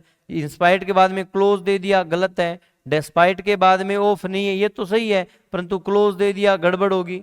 दो के बाद में क्लोज आएगा, यहां पे सीधा एक प्रकार से इसका ऑब्जेक्ट दे दिया, फ्रेज दे दी, तो दो के बाद में तो क्लोज आएगा, ये भी गलत है। और वैसे भी दो वगैरह है वो किस में आते हैं, कॉम्प्लेक्स में, अपने को बनाना सिंपल है। तो in spite of his poverty he was happy, second one है वो आपका राइट आंसर होगा। सेकंड लास्ट क्वेश्चन देखते हैं, she was ill so she did not attend the class. तो यहाँ पे क्या बनाना है भाई, सिंपल सेंटेंस बनाना है। She was ill so she did not so she did not attend the class. पहले तो आप ये देखिए ऊपर वाला सेंटेंस है वो कंपाउंड है या कॉम्प्लेक्स है, तो यहां से पता चलेगा, देखो सो तो इलेक्टिव कंजंक्शन, जो कोऑर्डिनेटिंग में फोर्थ कंजंक्शन था elective, for therefore so hence, इसका मतलब कोऑर्डिनेटिंग कंजंक्शन है, उससे मिलकर बनने वाले क्लोज है वो कौन सा सेंटेंस बनाएंगे, कंपाउंड। तो ऊपर वाला तो कंपाउंड है जिसको सिंपल में बनाना है। अब यहाँ पे देखिए ऑन अकाउंट, अब ऑन अकाउंट ऑफ जो है वो अपने बाद में क्या है, क्लोज नहीं लेगा, इस चीज को सीख लो आज एकदम अच्छे से। ओइंग टू हर इलनेस ये चल जाएगा, ड्यू टू होगा, ड्यू टू और उसके बाद में क्लोज नहीं आएगा, ठीक है। Because she was ill she did not attend the class. अब अगर आपने ये लगा दिया, सेंटेंस बिल्कुल सही है परंतु ये कॉम्प्लेक्स है, क्या है बेटा, कॉम्प्लेक्स। अपने को क्या बनाना है, सिंपल बनाना है। तो owing to her illness he did not attend the class, मतलब अपने क्या है, बीमारी के कारण उसने क्लास अटेंड नहीं की थी। तो लास्ट सेंटेंस है उसकी बात करते हैं, he completed the work to please his teacher. He completed the work to please his teacher, simple sentence है। कैसा सेंटेंस है, सिंपल। क्या बनाना है भाई, कॉम्प्लेक्स बनाना है। उसने काम कंप्लीट किया, क्यों, क्योंकि वो अपने टीचर को पसंद करना चाहता था, ठीक है। टू स्ट्रक्चर वाला ध्यान रखें। आई गो टू विलेज, किस लिए काम जाते हो, टू मीट माई फ्रेंड। तो यहाँ पे ही कंप्लीटेड द वर्क, किसके लिए उसने काम कंप्लीट किया, टू प्लीज हिज टीचर, अपने टीचर को खुश करने के लिए। तो he completed the work and आ गया तो कंपाउंड बनेगा भाई, जबकि अपने को बनाना क्या है, कॉम्प्लेक्स बनाना है, तो ये नहीं होगा। ही completed the work because he pleased his teacher, देखते हैं आगे। He completed the work so that he might please his teacher, और he completed the work but, तो यहां पे फिर से नहीं होगा, but आ गया। ये दो है, देखिए यहां पे he completed the work because he pleased his teacher, यहां पे रीजन है क्या, ये यहां पे इस सेंटेंस में वो अपने टीचर को, ठीक है, खुश करने के लिए काम को पूरा कर रहा है। तो टीचर को खुश करना रीजन है या रिजल्ट है, तो वहां पे रिजल्ट है, रीजन नहीं है। यहां पे ही कंप्लीटेड द वर्क, उसने अपने काम को कंप्लीट कर लिया, because he pleased his teacher, क्योंकि उसने अपने टीचर को खुश कर दिया ना। ये क्या है कि वहां पे एक प्रकार से कोज नहीं है, कोज होता तो बिकॉज लगाते, रीजन होता तो बिकॉज लगाते। ही कंप्लीटेड द वर्क, उसने अपने काम को पूरा किया, क्यों, सो दैट, ताकि he might please his teacher, ताकि वो अपने टीचर को खुश कर पाए। तो इसका मतलब सो दैट है, ठीक है, वो यहाँ पे पास आया है, उसके काम को कंप्लीट करने का पर्पज को शो कर रहा है, इस चीज का ध्यान रखें। तो यहाँ पे एक प्रकार से पर्पज है वो आ गया, तो थर्ड वन है वो आपका राइट आंसर होगा। तो एक प्रकार से ये 40 के 40 सेंटेंस है वो अपने यहाँ पे देखे, सिंपल, कंपाउंड, कॉम्प्लेक्स है, उसके 10 सेंटेंस भी लिए, और जितने भी एफर्मेटिव, नेगेटिव, इंटेरोगेटिव है, ट्रांसफॉर्मेशन में डिग्री के भी क्वेश्चन है वो अपने देखे। सिर्फ वॉइस और नरेशन को छोड़कर ट्रांसफॉर्मेशन के कंप्लीट टॉपिक है, कंप्लीट टेस्ट है, जो सेंटेंस है वो अपने को करने की अपने कोशिश की, ठीक है। उम्मीद करता हूं कि ये सेशन है वो आपके लिए काफ़ी फ्रूटफुल रहा है। आप कमेंट जरूर करें, आप सेशन को लाइक जरूर करें, कि अगर आपको लगता है ये सेशन फ्रूटफुल है तो आप कमेंट करने में, आप लाइक करने में आप कतई कंजूसी नहीं करें, ठीक है। यही चीज़ें हैं जो हमें और क्या है कि काम करने के लिए मोटिवेट करती है। अगर आपको लगता है कि सेशन फ्रूटफुल जा रहे हैं, अच्छे हैं, आपके लिए बेनिफिशियल है, तो आप कमेंट सेक्शन में कमेंट कीजिए। आगे के कौन से एक प्रकार से, ठीक है, टॉपिक्स है उन पे वीडियो लेके आनी है, उसके रिगार्डिंग भी आप कमेंट कीजिए, ताकि हमें पता चले कि आगे अपने क्या करें। और ये सेशन कैसा रहा है इस पे आप ज़रूर लिखेंगे, ठीक है, आप ज़रूर लिखेंगे। आगे वाला सेशन आए उससे पहले जब आप ये देखें तो उससे में आप ये ज़रूर लिखें कि सेशन है वो, ठीक है, आज की क्लास है वो कैसी रही है। मिलते हैं, ठीक है, नेक्स्ट क्लास में। Thank you.